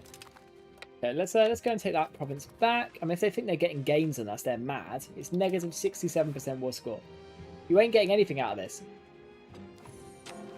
Ooh. We've got a little rebellion on us. Oh, it's just this bit over here. That's fine. Little tip for rebellions is you just go for all the cities and towns, even the ones that don't necessarily have forts. You can get them out pretty quick. Integrate. We'll just do a cheeky assimilation on Riga. If we're about to make a governor there, we might as well get it called.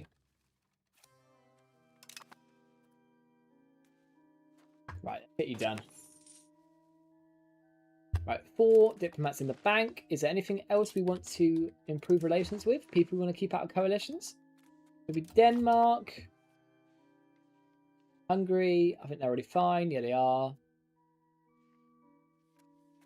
Yeah, anyone big's already in it, to be honest. What else could we do? We could enforce culture. Probably not a bad idea. Maybe on some of these guys down here. Like you. Yeah, why not? Keep our army together, though, just so we don't run into any issues. And we'll keep pushing through.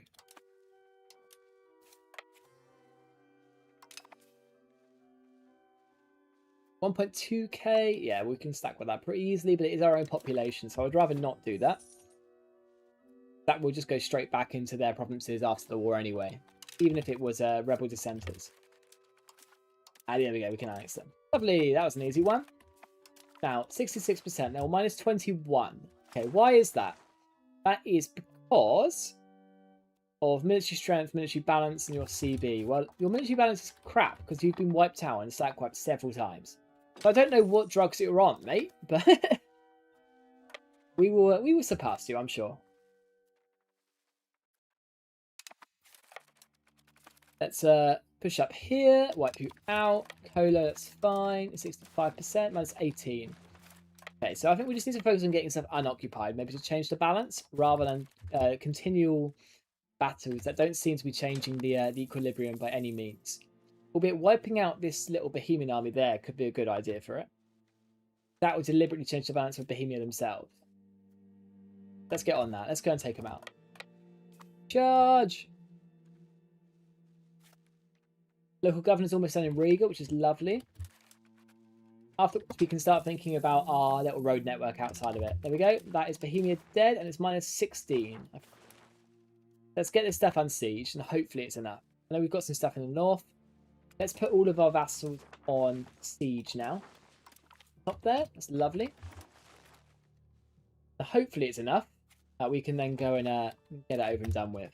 Because I'd much rather be at peace spending this money on ourselves rather than stupid ass wars. Even if we are going to get a lot of money out of it by the time we do peace.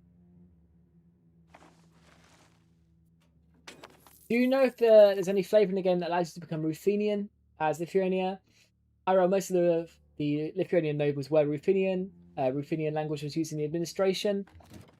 I don't, other than like the pre-existing culture. I mean, it's quite easy to culture convert to Ruthenian, and we probably could do.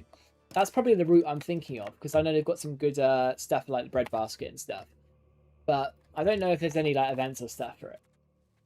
There's one privilege, but there's very little. Yeah, there is the there's the unique integrated Ruthenian laws is a thing, and that's the estate privilege. You get legislative efficiency and cabinet efficiency, and that's specifically the flat groups. There might be some more flavour, we just haven't reached it yet. That's probably quite likely, to be honest. -4, come on, we're almost there. We just need to get this stuff unoccupied, and they should peace out with us. And then we'll be absolutely rich. 50%, so we'll get about 350 ducats, plus whatever war reps we get, which will be pretty good for us. I can't complain of that one. EU5 has this weird control cap that sort of makes it pointless to expand, especially since vassals sit and do nothing. Yeah, they need to work on the vassal AI and make them actually like either you be able to just take their armies for yourself and do stuff with it, or make them actually do stuff. But control is so important at the moment. Like I can't understate it. In 1.3 and 1.2, it's the most important value by far. And it sort of wasn't at the start of the game because you could sort of make an economy out of wealth. But now it's pretty much you just have to do it through the old-fashioned way of getting your control up as much as possible for the wealth and the tax base changes. Hey, Prost, thank you for joining the channel membership. I appreciate you, man. By the way, if anyone else is interested, I'm doing some specific members-only content to essentially stuff I can't post on YouTube because of how the algorithm works. So if you want to support the channel, it's a good way to do so. And it's only about $1 or $2 a month. There should be something that makes your country assimilate to the dominant culture, like the Mongols in China or Lithuanians in the Rus. Oh, yeah, absolutely, I do agree. And this sort of stuff is what will happen with new DLCs, right? That's how Paradox goes at the end of the day. Right, so we've got this fancy new governor in Riga, so we have so much control over our north, which is lovely. But that does now mean we need to actually think about bridges up here. So let's get you done, and you there. Start getting that control up, because the more control we have, the more levies we have. It's obviously quite important considering how early it is in the game. So we now have plus 100 for this peace offer. So if there's anything else that we want to get, now is the time. So war reps, we could get dismantled forts, council subjects, liberated countries. We've pretty much got what we kind of want. Military access, food access, I guess. Another treaties with someone. Let's be fair, we sort of got what we need. Let's just take it. We get 750 ducats and we get war reps. So hopefully, a lot of money. Oh yeah, we're happy. So we now have 400 ducats. So what can we do for it? Bridges, get it done. What are you over there? Yeah, let's get you done. We need to get as high control as possible, and then we get all of our scaling costs down, which would be really good for our diplomacy anyway. We have to spend an arm and a leg on that at the moment, but it's worth it to get the AE down. And we've got 320 left as well, so we could think about getting another local governor in Danzig, but we'd have to get a road connection there, obviously. How much would a road connection to Danzig be? A lot of money. We can start working on it. I know it'll be a while until we can get that second local governor anyway, but it's something we can do pretty early on. So it's worth working towards. What actually is worth doing before we get there is some roads out of Riga to get the highest proximity in these lands as possible. So like 300 to that amber province up there is going to be very viable. That'll help it get into our market anyway. There we go. So let's shut our levies down. We've just won the war, which is lovely.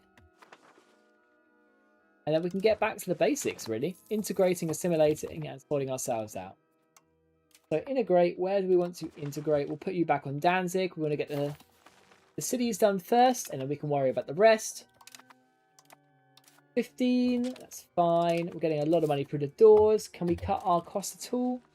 We've got quite a few diplomats that we're not really using.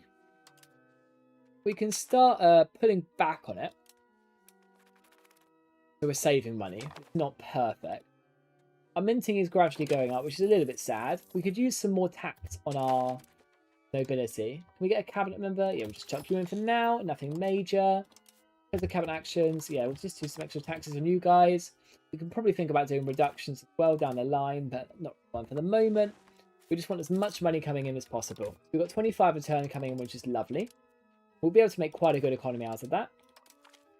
Let's look at our main market, though, rather than Lubeck for now. We don't have much control there, so we don't want to focus on that before we do anything stupid there. The Bountiful Granaries. Ooh, lovely. Let's take some free ducats. I'm not going to say no to that. And we'll get a beeswax RGO. Why not? Our serfdom is so high at the moment anyway. We can't really go wrong. Another cabinet member died. Who do we want to go into it? We don't really have anyone that good. Or we could go for this guy. I know he's integrating, so it wouldn't exactly be that effective, but it's better than nothing. What we could really use is our actual people to be on our throne, right? So that would require us putting control off of our army, which is dying in Poland, and into our cabinet. But we will do that because then we can make him head of the cabinet and get those fancy buffs because of it. Also, can someone tell me if I'm wrong? But I remember Paradox saying I don't want to make DLCs that would add mechanics. DLCs were only for flavor, but now bureaucracy DLC is necessary. I don't think that. I don't know if I've seen them say that. I know DLCs are mostly for flavor, right? I mean, you look at Hoi and how they've done that. It's like entirely flavor, and like mission trees, right? that's how they do it. But EU4 was really good about mechanics. I mean, I think if you had EU5 with just these mechanics for 10 years, that wouldn't be good enough in my opinion. But yeah, I think they'll continue developing it. I think that's a good thing. It's like you shouldn't just have DLCs for flavor. That would be a bad thing. I would be annoyed at Paradox if that was true. We want to get this Amber province done. It's a really good RGO. So that'd be 102. That's quite pricey. Knowledge is power. Absolutely. We want that research progress. Can we get any institutions? So 11% towards professional army. And that's good. Is it in our market center? Let's have a look. Institution. So it is in Vilnius. Yes, it is. We just need it to spread to our other provinces. It's going to take a while, considering our terrain and our stuff. We'll get there eventually. So we'll get some lumber going. Now, there's a pirate republic. I've not seen that spawn in a while. We need to try and get that to be our subjects. They've declared, I think, one of my vassals? No, it's just a random HRE state as their rival. We're close to integrating these guys, which is nice. We can start annexing some of the smaller ones at the same point, to be honest. I'm tempted just to try and get the numbers down. If anything else, yeah, why not? Get it done. Multiple annexations, it's fine. They're very loyal anyway, 100%. Spending a lot on diplomacy, so we could think about like enforcing culture and stuff to try and speed it up. We can do it next in 92. Okay, so it's quite a long cooldown now between spamming enforced culture. That didn't used to be a thing, so that's another nerf on the vassal meta. Yeah, so it is literally just going to be big dominions is the only viable strategy for lots of vassals. The only way you can do it, I think. Speaking of Minsk, can we move your capital somewhere good? So where is a good capital location in Minsk? So you're sort of the hotbed between about 15 million rivers. There's these guys down here. Location ranks. Is there any good already cities in your provinces? So you've got you here. Is that the river point that we were looking at? Let's quick head back. No, but it's near it. RGOs? Any good RGOs? Not really. It's all quite basic in this region, ultimately. I guess that's why it was so weak historically, but it's a little bit annoying. But they're making a lot of money off slave markets.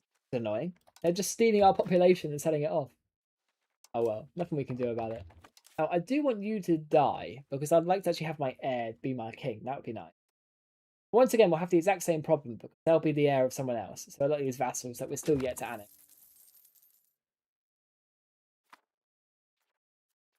So 4 years left on this annexation. It's not going fast enough.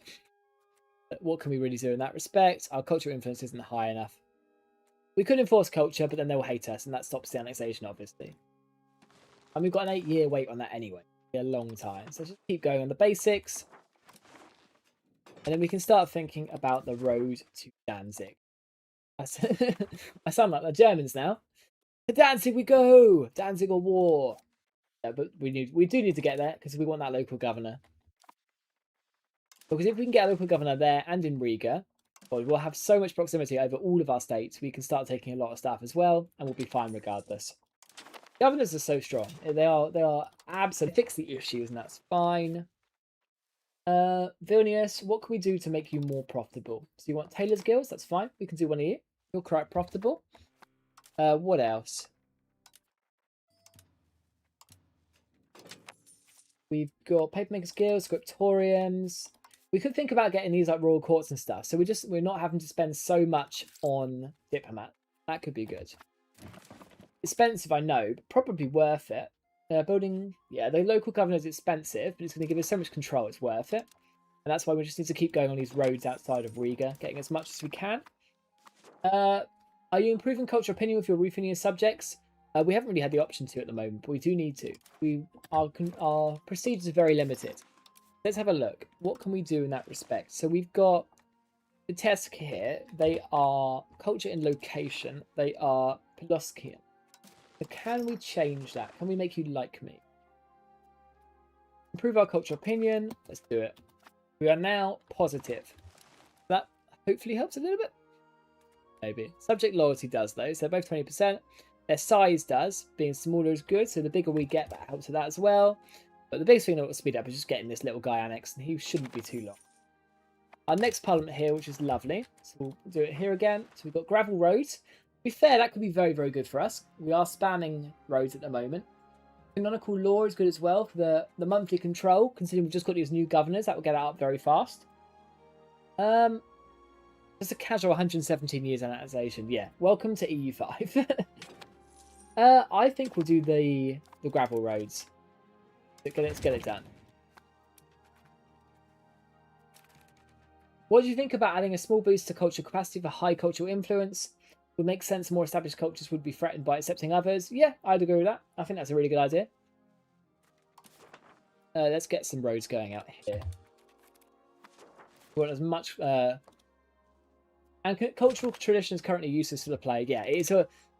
what? Who is murdering all of these people? Control, you've been killed off. Someone is actually trying to murder my entire court. What is going on? Who's my heir? It's my 2-year-old grandson now, Alphonsus. Control, you've kept my dynasty going. Thank you, mate, but you're now dead. I apologise. Someone's trying to murder all of you off. What is going on? Contain professional armies. Is that worth gravel roads? Probably not. We'll have a state funeral for you, mate. I apologise. 67, 47. Because our entire family is being murdered off. We have no good people for our crown estate. It's really annoying. Right, let's check our artists. Because if we could set up some art, that would be very good. Can we commission a new piece of art? We need... Oh, we haven't got the research for it yet. Why do they all die in a hunting accident? Yeah, I think someone is genuinely murdering them. I think we've pissed off so many people in the map. They're using the diplomacy action on us to actually murder our heirs. That is my honest to God suspicion. You could form Russia. We could do. They did hunt bears in Lithuania. I mean, that's fair. That is also fair. Good shout. Maybe they actually did die in hunting accidents. But I've played too much CK3 to pull for that. It's never a hunting accident. Like in Game of Thrones, right? That wasn't a hunting accident either. That was an assassination. Poor King Robert. He was the only good king they ever had. Papermakers Guilds, yeah, let's get a few of you. 360 ducats, yes, please. You've got a very good fibrous crops, yeah, let's get you. You know, to be fair, we have the parliamentary thing, don't we? So it makes sense to do roads while it's cheap. Let's keep going in that respect. So road there, road there, road there. Lovely. Another cabinet member died. That's just what I wanted to see. Prestige decay, estate satisfaction recovery. That's fine. Let's put you on it. Why not? Not too bad. Yeah, I don't know. Our entire family just seems to be dying of these bloody hunting accidents. And I'm annoyed about it. And we've got our daughter here who we could give a cabinet right if we wanted to get that crown power. Which we sort of need because our crown power is awful. This is, yeah, it's a problem. Okay, we'll do it. Not just because she'll be good, but we need the crown power. We'll get the clerical endorsement. We'll get the stability from our commoners. We could steal some more from our burghers, but they're getting roads for us at the moment, so maybe not.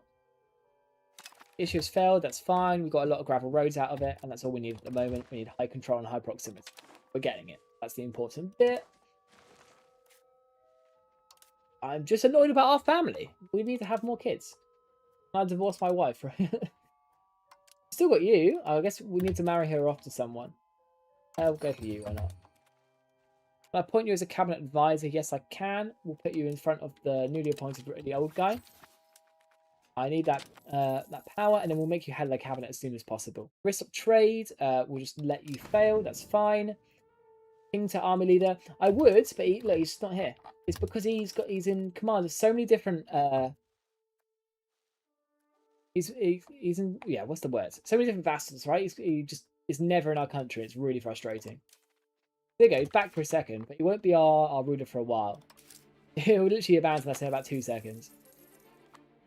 There you go. See, he's already gone. I don't know what's going on with him. It's really annoying, isn't it? It's mental. Maybe it's time to get some foreign marriages. Unfortunately, because of our religion, we can't. That would be something in the way of changing religion.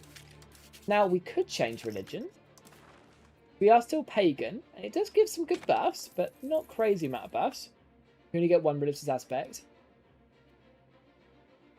But we would have to change religions like Orthodox or something if we wanted to get some foreign marriages. But is that something you guys would like us to see? Trying to change religion to Orthodox? Because we could try. Or we could go Catholicism. We've got loads of Teuton lands now. It could be quite easy. We could even try and go Norse, to be honest. Expand the RGOs. Get it done. We're building a road there anyway, so it'll be lovely and profitable. Catholicism, any other suggestions? Ideas, supports? What do you want to see?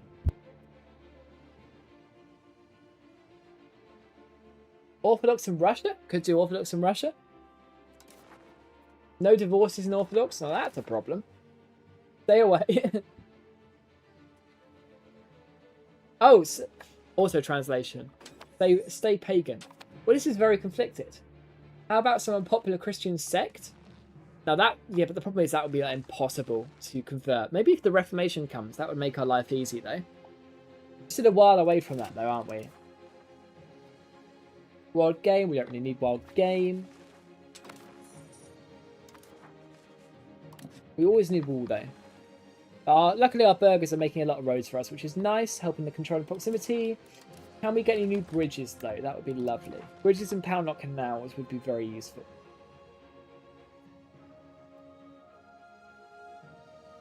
I mean, like the only religion, if we wanted multiple wives, would be going Islamic, which I mean we could theoretically do. Religions. Let's have a look at the religion map mode. So there is, yeah, Orthodox, Tengri. We're literally the only country of this religion. But a lot of our vassals are Orthodox, so it would be quite easy, once we get integrating these guys, to go Orthodox, just because of how propagant it is over there. Yeah, Islam is one, yeah, but it would be a very cursed playthrough. But look, we're still Lithuania, right? We could form any country that we really want to. And we can form multiple countries. It will just take a lot of effort. We've got, obviously, the Commonwealth available to us. But what do we actually get out of being the Commonwealth? Well, Granary of Europe would work very well for our breadbasket idea. Winged Hussars are very, very strong, obviously. Late Winged Hussars, the literacy 10%, and the Shem reforms. Now, that's a very strong, right? But the good thing is, because it's only a tier 3 country, we could form it, and then we could form something else. There's no requirement for us to just chill as Commonwealth. So I don't know what tier country we are at the moment. Yeah, I wish it would tell us. But you can, if you form a tier 3 country, you can then go and form a tier 4 country. That's sort of how it works. Muscovy is now indifferent to us. Well, I don't like you anyway, mate. Our diplomacy is not going great. Muscovy, oh no, it is actually. It's going fine. Cool. If you conquer Ukraine, you'll get the Cossack estate, then you'll have very strong advance about Ukraine. Actually, is tier 2. It is, but yeah. Commonwealth is tier 3. Oop. We could think about forming a coalition, but we just don't have a kingdom, but we don't have the population for it now. We do have the tribes. We just don't. They don't really offer very much to us. You could bribe them for cheap, though. I mean, why not? I'll take high satisfaction. That gives us raw materials output and food production. Lovely. Yeah, so we could get extra tribal growth or tribal levy size. It's just really not very good, to be honest. What other privileges could we give out that would buff us up a little bit? A capital economy. We sort of want to stay traditional at the moment. Treasury rights could be decent. It's a shame Commonwealth doesn't provide earlier Polish advancements. We're actually more OP than later ones. Yeah, it's a very annoying. Because that's how it works in EU4, right? You sort of got everything whenever you formed it. Tribal growth is just free pop growth. I mean, I guess, yeah. It's only 10% though, but yeah, you're not wrong. I'll do it. Nobles, we sort of need to get rid of them, but I would like to give out the Ruthenian laws at some point. We do probably want to get rid of fortification licenses. But we also want to keep, we do want to keep land rights for now at least. So that would be 82 stability, which is one hell of a lot. I remember after getting to the new patch, I got some insane food production with greens of Ukraine or something like that. Yeah, I mean, like the Granary of Europe, the Commonwealth buff, could be insane if we want to go down that food maxing strategy. But that's more of a question for the late game. Let's get these bridges up and running. How are you guys coping with the heat at the moment? I've heard it's very, very hot in Europe at the moment. It's cooled down in England at the moment, so I can't complain. But bloody climate change. Oh, the nobles, they're building bog iron smelters. They know the truth. They know how strong the spiral is. And to be fair, we could start going for it. We have so much lumber. So, actually, going down the bog iron spiral will create a lot of demand for our lumber. Not a bad idea. I am a sort of font of knowledge. Bog iron. Where can we make it near our... Ooh, we could make it really near our capital. I'm tempted. I'm really tempted.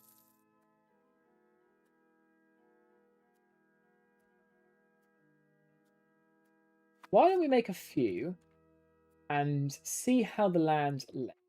So, bog iron smelters, they look a little bit profitable, but I imagine we don't have much coal. What do? We have an oversupply of coal. Pretty much a no-brainer then. Let's start making a few. Our burgers and stuff are still making more roads, which is lovely.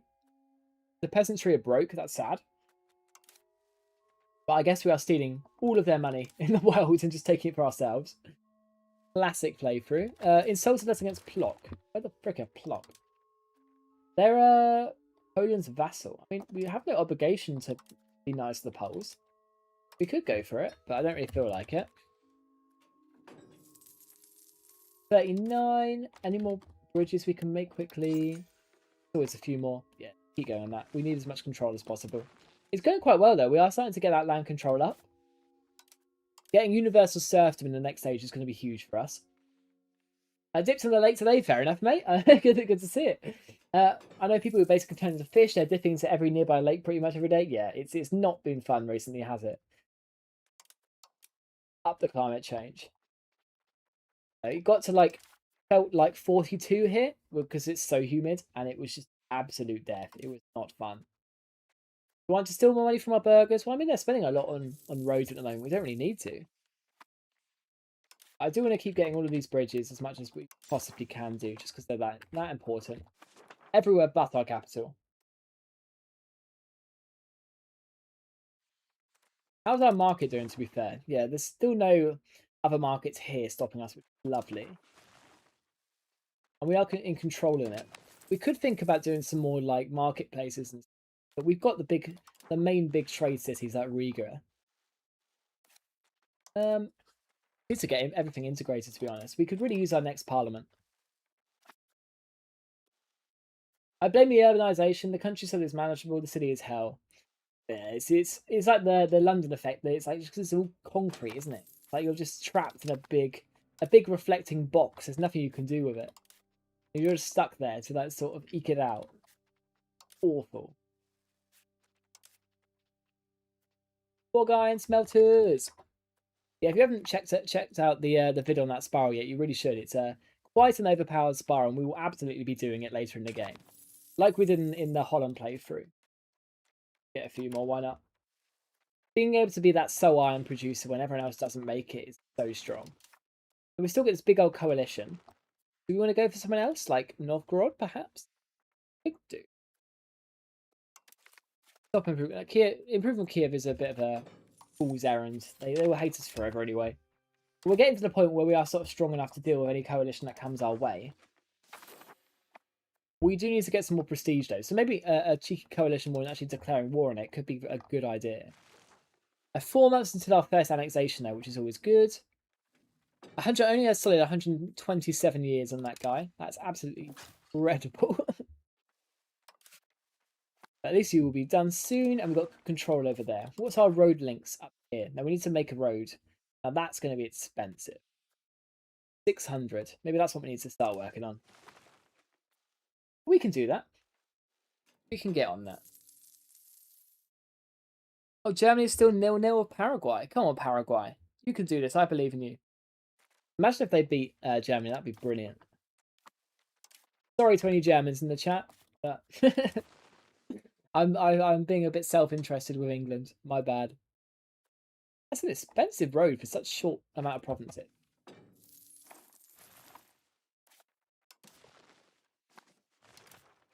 Bridge. Yeah, there's just more stuff to do as always. Up.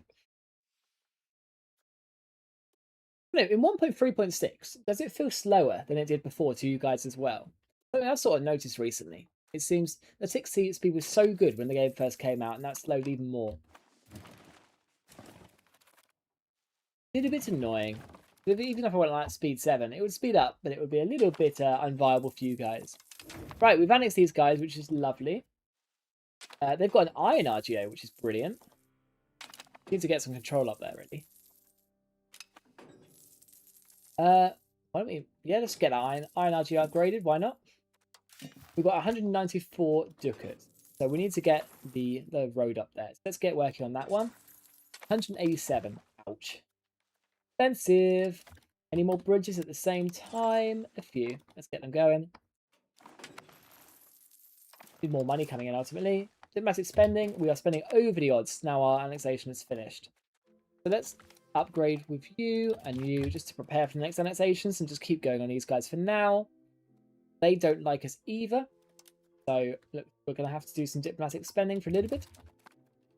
Get their opinion back up to where it needs to be. I think the minimum is 125 now, not 150, which makes it a little bit nicer. Still not perfect though by any means. Cut our diplomatic spending. Did you also start a Persian region nation game? Not at the moment, mate. We start Lithuania. But it's definitely one for the list. Let's put you on our army, even though you only last about a month before you bugger off and go somewhere else. Good to see you in the stream though, GDK. Keep these little bridges going. Just get as high control as possible. And then that will increase our levy size, and then we can then think about going into Kyiv and stuff. 2 years to our next parliament. We'll get there. The economy is going very well though. We're starting to scale quite nicely. Tax base up to 110, wealth 240. Pretty good for the little old Lithuania.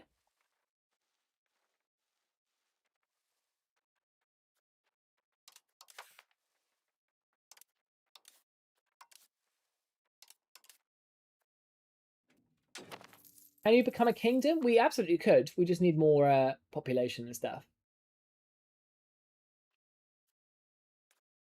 The requirements are 2 million population, 1.5 of that of your primary religion.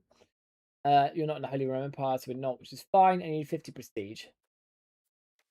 I'll play it rock, paper, scissors, and if I win, you have to play Hormuz. Scissors! Ah, I got you. I definitely didn't read your message and said that. No, well, next time we choose, I might have to take you up on that offer.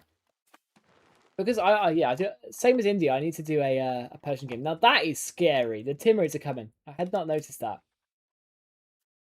They are scary. I'm just gonna look. Oh Jesus! It's all happening. They've exploded. The Persian horde is coming. The Georgians is all that stands in our way between them actually getting to us. We will, yeah, we'll beat them. We've put so much effort into our levies recently. We should actually stand a chance. Now let's get some of these fancy buildings because we haven't to spend so much on our diplomats anyway. There's not enough tin and marble in our market. Okay, let's see if we can quickly get some. So trading, I would like trade order for tin and marble quickly, please, and see if we can get enough for that fancy old building. Have we got a sergeantry? We better do, because otherwise that would be stupid. No, we do, but we don't have city wall. We can always go for that later on, but we do want a royal garden. Let's start with a royal court, though. That'll be a good little bit of crown power, a little bit of parliamentary efficiency. Not too bad. We're close to our next parliament anyway. That's only about 6 months away, so that should get us a decent little buff. We go. The roads are going everywhere at the moment because our burghers are slightly rich from all the trade we're making, which is lovely. Any more bridges we can go for while we're waiting for that? Only the one in Vilnius, which isn't worth it. We could go for our vassals and stuff, but yeah, not worth it. But our control of proximities are looking a lot better. If we can get this governor in Gdansk, that'd be lovely. We still don't have the institutions yet, which is really annoying. We'll get professional armies is spreading in us. Waiting for us. Agrarian community government reform. Is it any good? Well, let's have a look at it. I believe that's the one where it changes your government. Patrimonialism. Agrarian. Anything that buffs plutocracy is overpowered. Absolutely. Agrarian community is simulation speed, heretical beliefs, heathen beliefs, and charter of religious freedom. Yeah, that looks really, really strong. Now, for that, we would need traditionalist and humanist. And we could actually think about going for that, to be fair. But I mean, we are spiritualist and we are innovative at the moment. So we are the total opposite. Speaking of, we could push innovative. I know I'm quite conflicted on whether we stay traditionalist. The age modifiers in the upcoming ages. But if we want to be a breadbasket, we sort of have to embrace it, even though not going innovative is a little bit not meta. There are some really good government reforms, as I said. Which is good. There should be positives and negatives of going for both sides of the tree. It shouldn't just be a one and done. Oh, this side's better or that side's better. It should be a proper decision. Yeah, prosperity is one of the best modifiers in the entire game. It's so underrated. Not enough tin and marble yet. Even though I put in a bloody trade offer for it, we're still not getting it. We're just 182. Let's start working on this road to Gdansk.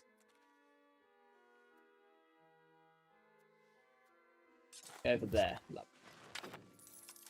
I know our burghers are doing most of it for us, which is fine, but we should contribute as well. Let's get SU upgraded, knowledge of power. Well, I absolutely want the research progress. Why would I not take that? What's your favourite nation to play? I'm very biased, but England. I really enjoy England. You've got the really good situation with France. You've got actual competition in Europe. The only problem is they get so overpowered when you do beat France. So it's definitely one for multiplayer because you've got people like contesting you. I do really enjoy Hungary as well. They're very strong. You've got the PU angles. One that's not so strong, probably Naples. Naples is really, really fun. I'd highly recommend the Naples game if you haven't played them yet. They've got so much flavour, which is weird for an EU5 nation, right? But they actually do. Charter subject governors, develop the interior, maritime trade, noble arts. We could do another artist, try and get some art actually coming out. Go that way. Development or legitimacy, we'll go for development. Or we go canonical law, because we're still trying to get that control up. Yeah, we'll go for you. Because we've got this new proximity, which means we're nowhere near our control caps over here. So if we can get that monthly control up, it'll be very good for us. So the matrilineal customary law gives us some new succession laws, estate satisfaction, equilibrium, and communalism, and changes us away from decentralization. So it's not the worst thing in the world. Yeah, let's do it. Why not? And then we can go for a CB. Who would we want to do that on? Kyiv again? Poland? Start going for that sort of stuff. I mean, we've still got a big truce with our coalition, and Poland did save us, so maybe not. But taking out Kyiv again could be quite useful. They're currently at war with another nation as well over here. So yeah, that would be a good idea. Let's go. Let's get a CV on you guys. We don't necessarily have to take stuff, but at least getting them out of the way would be good. And let's declare war once we can get our next diplomat. Tuck up the slider a little bit. We've got 20 years and 15 years until our next principalities are done. I like the underdogs. Currently playing Sweden, however, so much iron. Yeah, Sweden is so good for that bog iron economy. Brilliant, because you can just tie in all of the iron RGOs you have as well. You need copper mine, all the lumber. It's brilliant. You can just be the iron exporter for the entire world. It's kind of incredible. And obviously you get insane armies as well. Like the 20% infantry combat ability you get from just being Swedish is insane. Economical law 55%. That's fine. Smallpox. Can you bugger off, please? I would rather not have a smallpox outbreak. Thank you very much. See, I mean, I know the history of like the Black Death. Like lots of pockets in Poland and Lithuania just never actually got hit by it, which is kind of incredible. Just because of how raw it was. I wish that was replicated in the EU5. That would be really cool. Yeah, it's obviously a while before you can have mechanics that can get to that level, but I know the Black Death is very different in this patch anyway. It's not strong enough, but it does actually go really weird routes. Like we didn't actually get hit that badly because a lot of our provinces never actually got hit by it, which is obviously a risk when you can go into the next stage 100 years and then the next Black Death happens. And you're like, yeah, we're cooked. I do like a little bit of a difference, is you don't want to just be playing the same simulation the entire time. But I do say that as a mission tree enjoyer, so maybe I'm a little bit can't make my own mind up on that one. Almost back up to full legitimacy, which is lovely. We don't want to go into debt for it though. That would be not good. Cut the cost of court a little bit, so we don't go into that risk. Diplomatic spending is still going higher. We wanted to declare war on Kyiv. That's what we want to do. Can't call in Poland, but we can declare the war ourselves. Get it done. And a lot of people from the PLC lands without the Black Death or in the proximity of horses. Interesting. Do you think Sweden is big enough for 2 markets? I currently only have Stockholm, but I'm noticing I have a few problems with as low as 55 market access. Maybe just focus on like roads and stuff. And apparently being near horses helped a lot. Why is that? That's really interesting. It's I don't know, maybe there's some sort of like I wouldn't imagine that actually like help the Black Death, but maybe if you're like you're able to get around without proximity to rats, or maybe they're like a natural rat eater. I don't know. That's an interesting one. I'd love to do some research into that. Once you decide to go 100 legitimacy instead of 50, I mean, I'm only at 100 at the moment because we're having really bad crown power problems because our ruler just refuses to be in our nation. Whenever I put him as our general, he just buggers off, and that's a bit of a problem for us. But in this situation, I would usually go to 50 because we've got a really low wealth to tax base ratio at the moment. If you've got a really high tax base to wealth ratio, your cost of court, your diplomatic spending, and your stability will be lower, which means you can afford to just max it out, right? That's the differentiating factor. So because we're having to pay a lot for cost of court, it's probably worth going 50, but we need that. Even as punitive as it sounds, we need that crown power, even if it's only 10%. Right, let's raise our levies. Let's go and beat the Ukrainians. Now, Minsk and Turov will probably get the land for it. Alex in the war as well. We can think about moving their capitals closer down to get more proximity. But they're going to get annexed anyway. The slowness of annexing with our vassals at the moment is quite painful.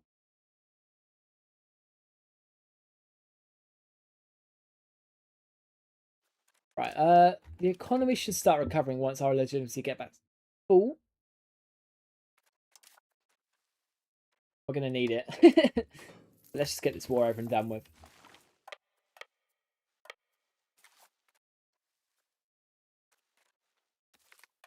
Hopefully they just get themselves stack wiped like the other AI seems to be doing all game. But let's not jinx it.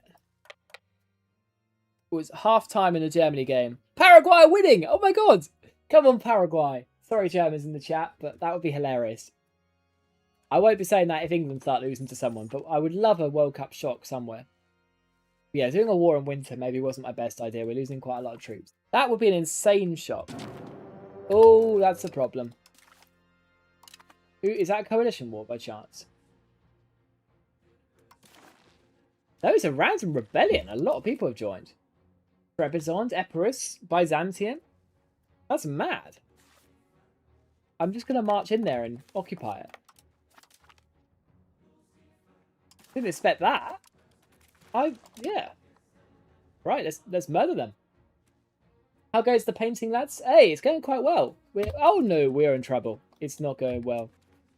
Let's reconsolidate our army. As far as I remember with the horses, but I might be wrong, is that the fleas from the horses were already present on people next to the horses, so less infectious fleas. Interesting. So maybe like a similar effect to like the cowpox, where it was like you could, if you got cowpox and you were immunized to it, you couldn't contract smallpox, or you could, but it just wasn't a very. Well, no, I think you couldn't get smallpox, or it was a bad version of the disease, like a weak version. We've formed a union with Slut. So how am I at war with my union? What the hell is going on? So this guy rebelled, and they're like, yeah, so we're gonna rebel against you, but we're gonna then die and make your king our ruler. So I can now call my PU into the independence war against themselves. What is going on? Paradox Interactive. We need to have a chat. I'm so confused.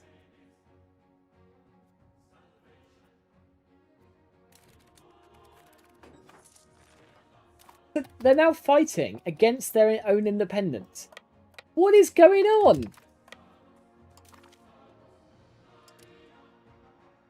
Like, you could screenshot that and just put it on Reddit. Like, that is a proper Reddit post. Like, what?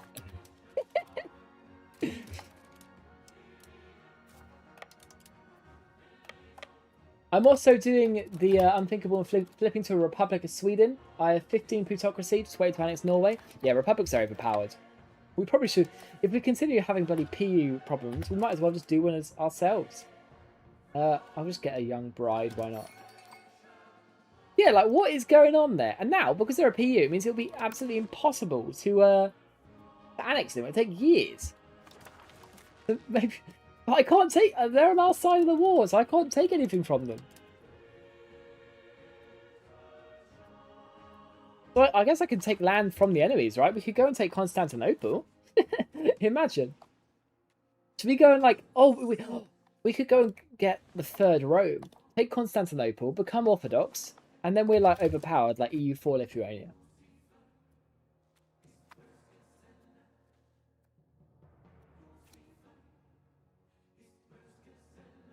Yeah, this is confusing me. What is going on? Right, let's get this Kyiv war finished first. So they have 18k there. Now we've got to be careful because they could get us quite easily. Oh no, yeah, it's all about morale. So we need at least a defending advantage. It's the best general we can get. So what general trait do we have available? Could we just hire some generals? Train general. Two these? Okay, hopefully our Duke carries us. It's apparently not very good, but I'm gonna take it. Come on, please. Please, please, please, please, please. Oh, it's looking alright, it's looking alright. Hey, get cooked. Your ass. Yeah, I've never seen that before. Bloody an independence war with them on our side is mental. I'm just definitely going to take a screenshot of that. Benegov, have you got a garrison? You do, sadly. Okay. Right, well, at least they're like dead Byzantium, so they're not really that much of a threat. We get a free art piece. I mean, yes, we'll take that. We can try and set it off. Do we want to try and do that now and try and get some extra money in? So economy action, sell work of art. Who do I know that is rich? Poland. They don't have the money. They don't have the money. They don't have the money. Well, the £2,000 one. That's a lot of money. Denmark. They don't have the money either. Everyone's poor. Okay, so no one we know has the money for art. Very sad. Guys, why were you not saving your money just to buy my art pieces? Outrageous. Yeah, but our ruler is just refusing to die as well, so he is being inconvenient at this point. Ah, we need to make you head of the cabinet, don't we? Do. There we go. Got some grandsons. Finally, some people to actually continue our dynasty. Alright, let's go and get in this battle here. Hopefully they survive. Oh, they didn't, but we'll just wipe them out anyway. Lovely. We lost a lot of troops there, but we were going to win the war because of it, so that's fine. We'll just siege down as many troops as we can. Get all of these towns and cities done, and we'll be fine.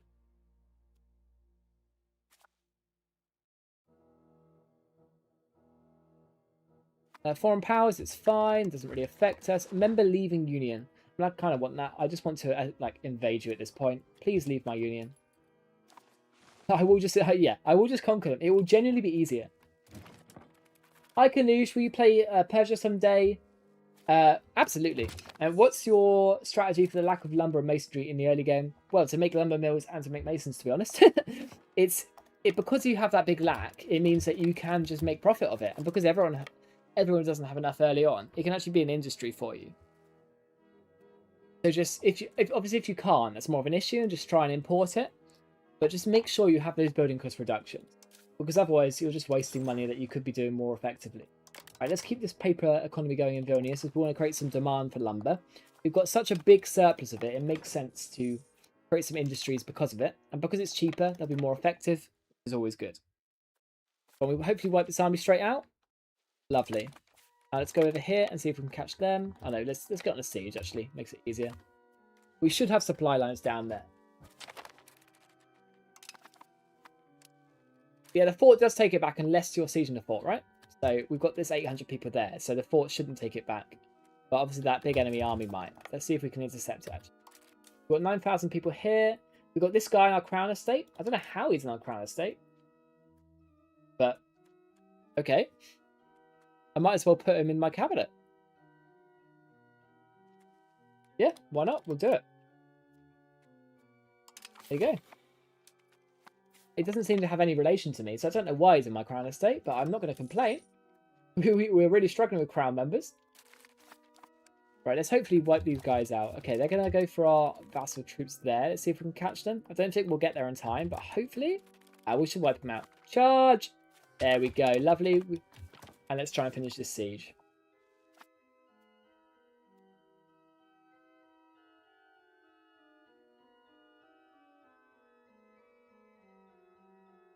It's going to take some time, though.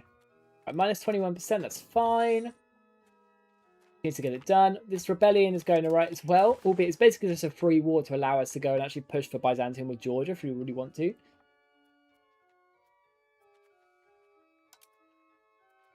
But the war score is negative. It says 14% up here. Then it says negative 18% there. I'm officially confused. We cannot abandon our allies. The war doesn't even count against us. Sluts are the war leader against themselves? I'm so confused. What is going on?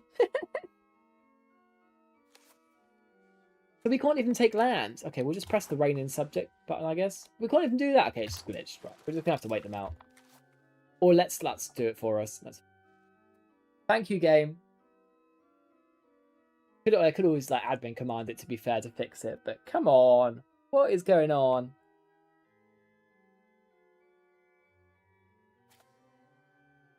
The siege has fallen. Oh, okay. That's sad. That's in our north. Guess it's not too much of a problem. And we've got a regent now as well. So how long is this bloody regent for? I should have gone for a wife with better stats if I knew I was having a regent.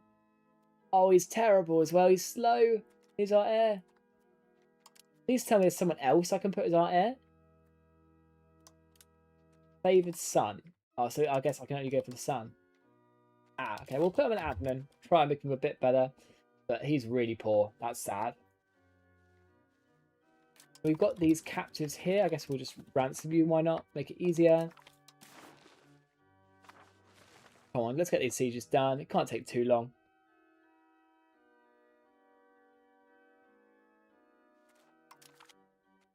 20%. Offer unconditional surrender. Yeah, I ain't doing that.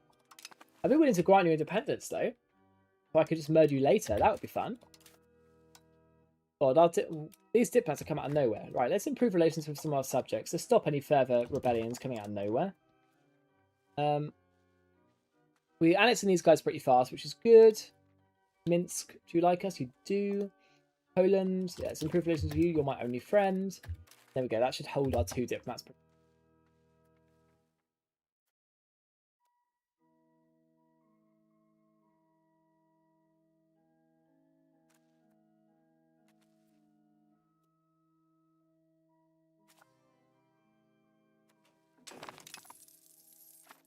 23%, 42%, not too bad. The tax base is not going up as fast as I wanted. So we do really need to get all of these fancy fresh bridges out. And then the road to Gdansk. Or Danzig, depending on whatever you call it. Luckily our burghers are doing a lot of effort for that as well, though. They're getting pretty rich. They're quite high power, though, so I'm not surprised. 21%. Fine. Integrations are going alright. They're both in our crown estate, which is fun. Our daughter has got unmotivated. That's not great. Oh, we've got a new courtier. She's 51, 40, 46. Okay, she's not very good, but we'll just marry her off to someone and see if we can get some new crown estate people, which would be good. We've not been very lucky with our family at all. We had three kids, and 3 of them died. No, 4 kids and 3 of them died. And we were only left with 1 daughter. Now we're having to wait for our grandson, who's terrible. We've got a regent until them anyway. Yeah, we've not exactly had the most lucky game in terms of our descendants, but it's fine. Right. Let's transfer this land to Minsk.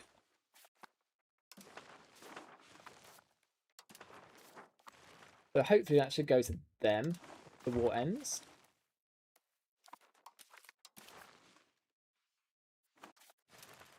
We need to take that specific state for some reason. It'll sort itself out, I'm sure. We're making Minsk ginormous, but that's fine. The whole strategy is to have 1 ginormous vassal rather than a bunch of tiny vassals. Then we'll get some stuff for Turov as well. I want to get this state, the one that we're occupying around here, these last 2 sieges. Might as well split our army in 2 to get that done faster, actually. Put you on attachment allowed, get a brand new general for you, and then just we'll get those 2 sieges done, then we'll piece them out, get a lot of borderland for our vassals, and then we'll be looking like a big, hefty Lithuania. A bit like an EU4. It's looking pretty good for us. Lots of gravel roads to be made, salt collectors, that's fine.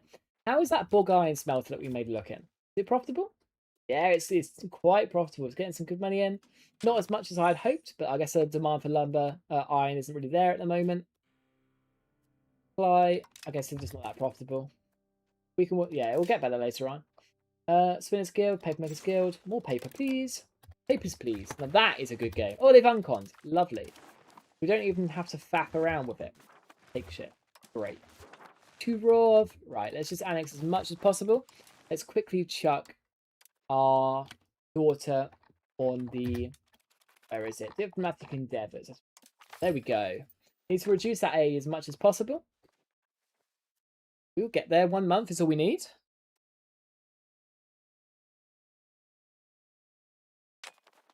Come on. Come on, come on, come on. Turn the radio on. That's a blast from the past. Alright, let's take you guys. Let's get you done. 88. Do we want even more land? We want the biggest coalition the world has ever seen? Probably not, but we're probably going to do it anyway. 61. Quite bad. We would take Kyiv. The RGA is like over here. I want the iron one. If I did that, would that keep Hungary out of it? That's the one thing I want to avoid. 55. I think we'll just take it and then back about with it later. Can I improve relations with Hungary again? Yeah, we're starting it now just to try and appease them.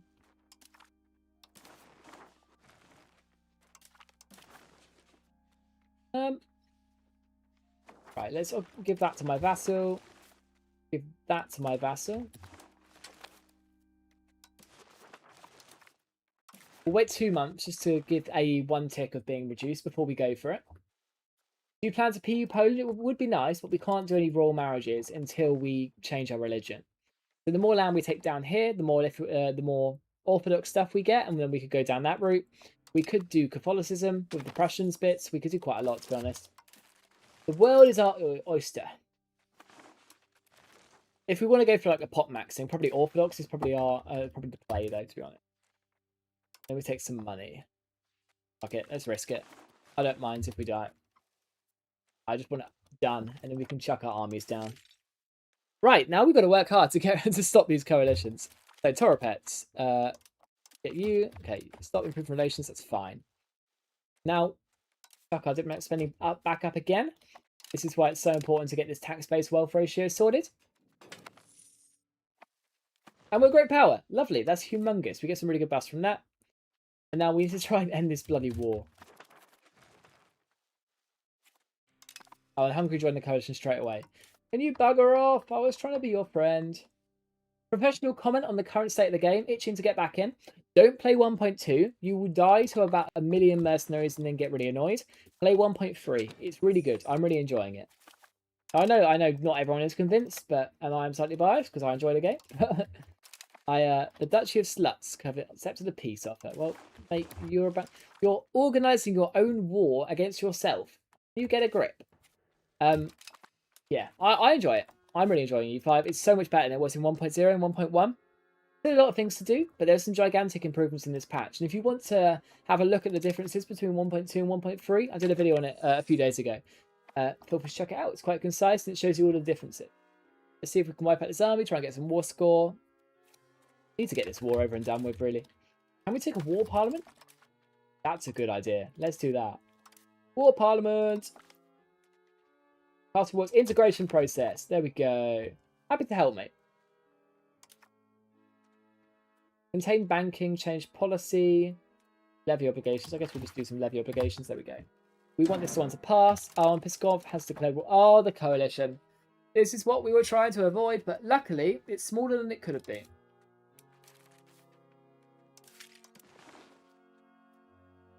Okay, so let's play this quite smart. Let's disband our levies. We've now got 12,000 we could get up again. We need to be very careful because if we lose this, we obviously lose, right? We don't want that. So let's ask for larger levies. Let's contain banking. Do some serfdom support to get up to 75% again. We could actually do some autonomy support, but I don't want to get our estates too low. Let's also go to our nobility. Let's request that they give us some extra levies, some emergency taxes. Let's go to our peasants, get some extra stability. Same with some extra legitimacy from our clergy. For that, we will give some sort of... I don't know, we'll just take a new cabinet minister, I guess. We'll do that. We shall get rid of them. Get legitimacy back up to 100%. Lovely. Now, we've just stacked these levy bonuses. We'll let a month go by, and then hopefully they should just go whoof, and we get loads of levies to come in. Pray for us. Whoop. We're still improving diplomatic reputation, so we want to start integrating again. It is hard to find. That's annoying. Dirty hands. That is my daughter. We would like her not to lose her skills, so we'll just keep integrating the north. That's what we have to focus on. Catalonia. Yeah, we've got a lot to integrate. What? Yeah, why are we doing that down there? Let's not do that. Let's integrate the north, please. First and foremost, the north. Very different to Britain, where we like to ignore the north for some reason. Levies, here we go. 18,000 levies. Let's go and deal with this little coalition war. There's only Hungary, Pskov. Let's just focus on Pskov. If we can actually take some land from them, that'd be nice. But I don't think we can, as they're not the war leader. Right, let's group our armies up. Let's go after them. Should be easy enough. 200 ducats in the bank. Can we make any more bridges in the meantime? Just keep our economy going. Yes, we can do. Let's get it going. Lots of proximity to be got and more levies to be got. Right, let's consolidate our armies together and keep allowing attach and let's go after them. Charge. Should just wipe them out pretty quickly. Gets a lot of war score, and then we'll go and siege their stuff down. Lovely. So this 3,000 army. More authorized emergency levies or conscript by force. We'll take the emergency levies, even though it doesn't actually give us levies. So, like, what is the bloody point in that, mate? But I guess we'll take him. Just lions in the face. But okay. We'll send this up for 3k to the north, and I think we'll redeploy that 12k down to Hungary. We've got the Poles on our side as well, I believe. No, we don't. It's just us in this war, so let's not fall into that trap. Do you know Ludi? Yeah, I've known Ludi since he was before a YouTuber. I played Hearts of Iron with him back in the day. So I was actually, I think he's like 19th subscriber or something. But when it was back, when he was doing the setting up well and truly. So yeah, I've known Ludi years. Will I collaborate with him? I'm sure something will come up. I think a lot of people are waiting for EU5 to be in a better state before big collaborations come up and big multiplayers and stuff like that. Are you a big fan of Ludi's? There we go. Wipe that mansion out, and let's push up to the north while we're just waiting for these guys. We need to support our supply lines out quickly. The Hungarians aren't coming near us, which is nice. What is our vassal? Oh, they're on siege. Let's not do that. Let's all put you on passive, please. I can't have you wasting our war score. Let's wipe them out. More bridges. We need more control. That's the most important thing. It's getting better, though. Once we start getting some naval proximity as well. So if we rush for the coastal forts in professional armies, we will be very, very useful. Such an underrated building. Actually mentioned it in the video today. They are so, so strong. Papermakers Guilds. Lovely. Diplomats. We have a lot. Let's pull back on the spending. We don't really need to use them at the moment. Especially since these guys just keep backstabbing us. But I will improve relations with Bohemia. Just to stop them joining any fancy coalition. We go Parliament has passed, which is lovely. We need to get all of this stuff that we've taken integrated. We've taken quite a lot. The Hungarians don't seem to be coming near, so we're just getting ticking war score, which is lovely. We can just keep sieging these guys down, waiting it out and seeing what we can accomplish. Minus 42%. If only we had loads of artillery, you could like batter it down and charge in, that would be good. What are the requirements to form the Commonwealth? We need 88 out of 185 provinces, all of this region. Also, the grandest land, will you participate? I would be interested, but it is a grand. And I don't have that type of capital. So if you want to donate £1,000 to me privately, you're more than welcome to. But yeah, I don't have the capital to be doing that at the moment. If there was a cheaper alternative, or someone willing to fund it, I'd absolutely go. But at the moment, yeah, there's just no way I can afford that. Do you think Florey will be in EU5? At least half of the beast that is in EU4. I think the more hours you put in, the better you get. Ultimately, I think a lot of EU4 content creators are quite annoyed at the game at the moment, and I don't have that problem because I don't have any like expectations from previous game, right? That it isn't living up to frankly, the numbers that it was doing in EU4, right? And if you've made a career out of it or a business out of it, you're going to want to be continuing the amount of revenue that you've been getting from before. So a lot of people are very annoyed at the game just because people aren't enjoying it as much as they were EU4. So a lot of people will come back to the game as the game gets better, because I truly believe it will get better. But that's unironically why a lot of content creators sort of have gone back to EU4 to try and chase those numbers. Luckily, I don't have that warp perspective. I just enjoy the game for what it is. I mean, sure, but Florian EU4 is something completely else. Yeah, fair enough, mate. So I got quite good at EU4, but there's so many people so much better than me. Like I was still learning stuff at like 5,000 hours. Like there was just so much you could do in that game. But that's when a game is that developed, there's just so much detail into it, and you get people that good. Like, but we need to bring some more like big EU4 multiplayers. I think that would be cool. I'd be very willing to set stuff up. I mean, that's what we're trying to do as a community first. I think before you start doing it for content, you've got to do it for fun. And that's what we're trying to do in our community. So if you're interested in the EU5 MP and potentially joining in, join the Discord and the links in the description. We are looking for players. It's potentially a Saturday MP between Where do I want to enforce culture quickly? Right, and you. Between 6 and 10 o'clock British time, which for context is 1 to 5 p.m. East Coast time, and that will be on Saturdays. So that will be happening when 1.3 comes out for real. 18%. Well, all I need to do is get some new diplomats, and we can fix you out. Austria's joined the coalition. Well, that's a little bit annoying. Can we peace out? No, not yet. Okay. We'll continue hiding in our lands for a little bit. Some guy in E4 doing instant world conquest, is it the same work? Yeah. I mean, you sort of had to just like pause it every single day and min-max it that much if you wanted to do that good. I never was that level. Like, some people got absolutely insane, and just props to them, fair enough.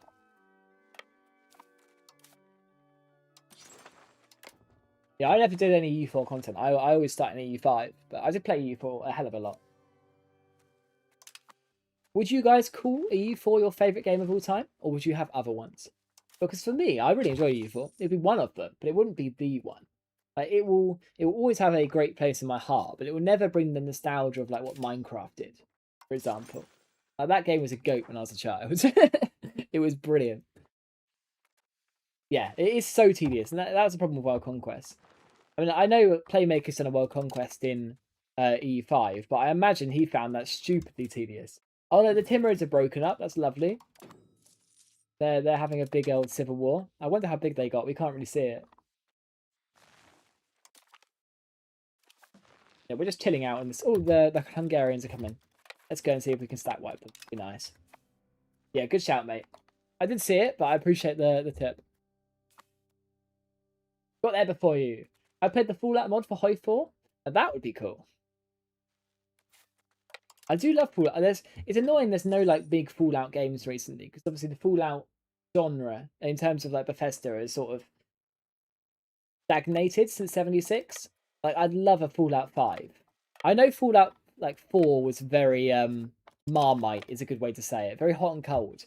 Like, people loved it, people hated it. People said, "Oh, it's not as good as New Vegas, I'm not going to play it." But I was a big fan of Fallout 4. It was one of my favorite games. I could never complain about it. But it's like Elder Scrolls 6, right? It's like the thing's been in development for so long that people just forget what the previous ones were like before. Like, will that game ever release? Probably not. It's just been that freaking long. The Palatinators joined the war. God, everyone hates us. A while ago, I'd say yes, but after playing Cyberpunk 2077 with the Liberty expansion, well, have they actually fixed Cyberpunk? Because I heard years ago that it had like one of the worst releases like ever. I guess like every Paradox game, right? But Fallout 1 and 2 is good. Then Black Hole owned Fallout. I don't know. I really enjoyed a Fallout 4. I've never played New Vegas. I would play a remaster. They brought out a New Vegas remaster, but I really enjoyed Fallout 4. I don't know. It really clicked with me. Good story, ability to make your own vault. Like, very cool. Open world, sort of missions for everyone. You can play like 1,000 hours, and you probably still have stuff to do. I really enjoyed it. Cyberpunk's a really good game now. Fair enough. I might have to try it out. See, you should tell the EU5 naysayers that games can be fixed. It's still far from expectations, but that's a different thing. It's still amazing. One I played recently was Subnautica 2. I really enjoyed that. That was good fun. I need to play that more. It's still early access, but very, very fun. Highly recommend. 2 diplomats. Let's cut spending a little bit. Actually, we need to get some increased loyalty on you. Port loyalists, 37%. We'll have to improve relations as well, probably. We're already maxed out. This is the problem with trying to enforce culture on these guys, because they can just change your back straight away, and you can't. You really can't like continue to annex them just because they are disloyal. Even if you do share loyalty on them. Brandenburg's now joined. No one else is running into our territory to die, which is sad. I'm playing as Castile. Thank you, Logan, for your support and the membership, by the way. I appreciate you. Do you think it's better to integrate Aragon and Granada through vassals or your cabinet? Definitely cabinet. Like, you can just take them pretty easily. Get it done. And focus on Granada. Like, the RGOs are absolutely incredible. I love playing Castile in E5. So, so strong. Cologne has joined the war. Well, bugger off, guys. You guys are not being very cool. They're not even coming to us anymore. Like, they're sort of giving up. Poor Pskov, they're being a little bit battered at the moment. They're going to be getting some horrible war exhaustion.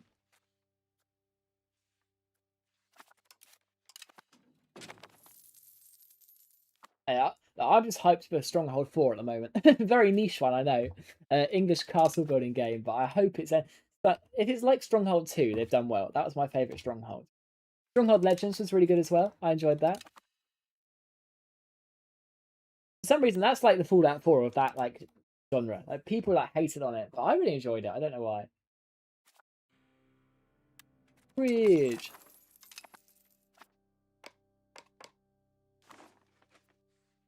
Ooh, people are starting to come in. Let's go and wipe them out. Charge.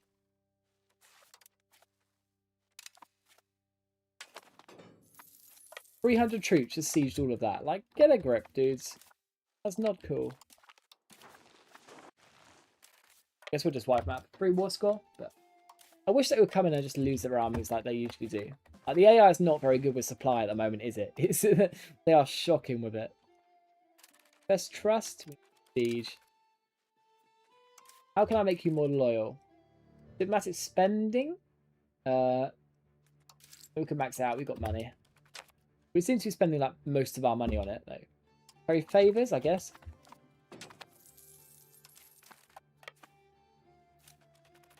$4 years at max Diplo investment. That's going to be painful, but at least it's the dominant culture now.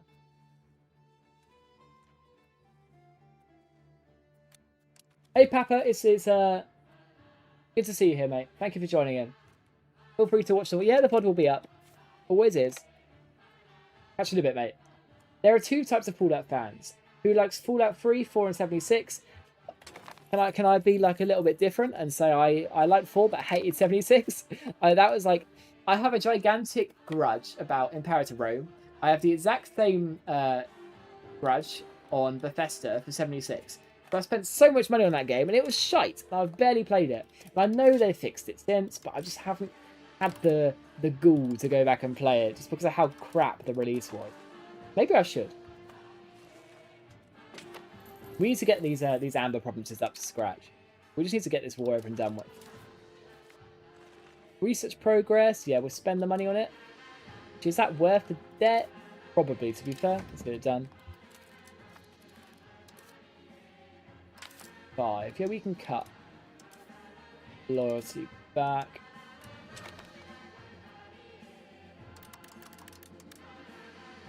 We just want to keep that Diplo spending high enough so they're loyal, so they can actually be annexed.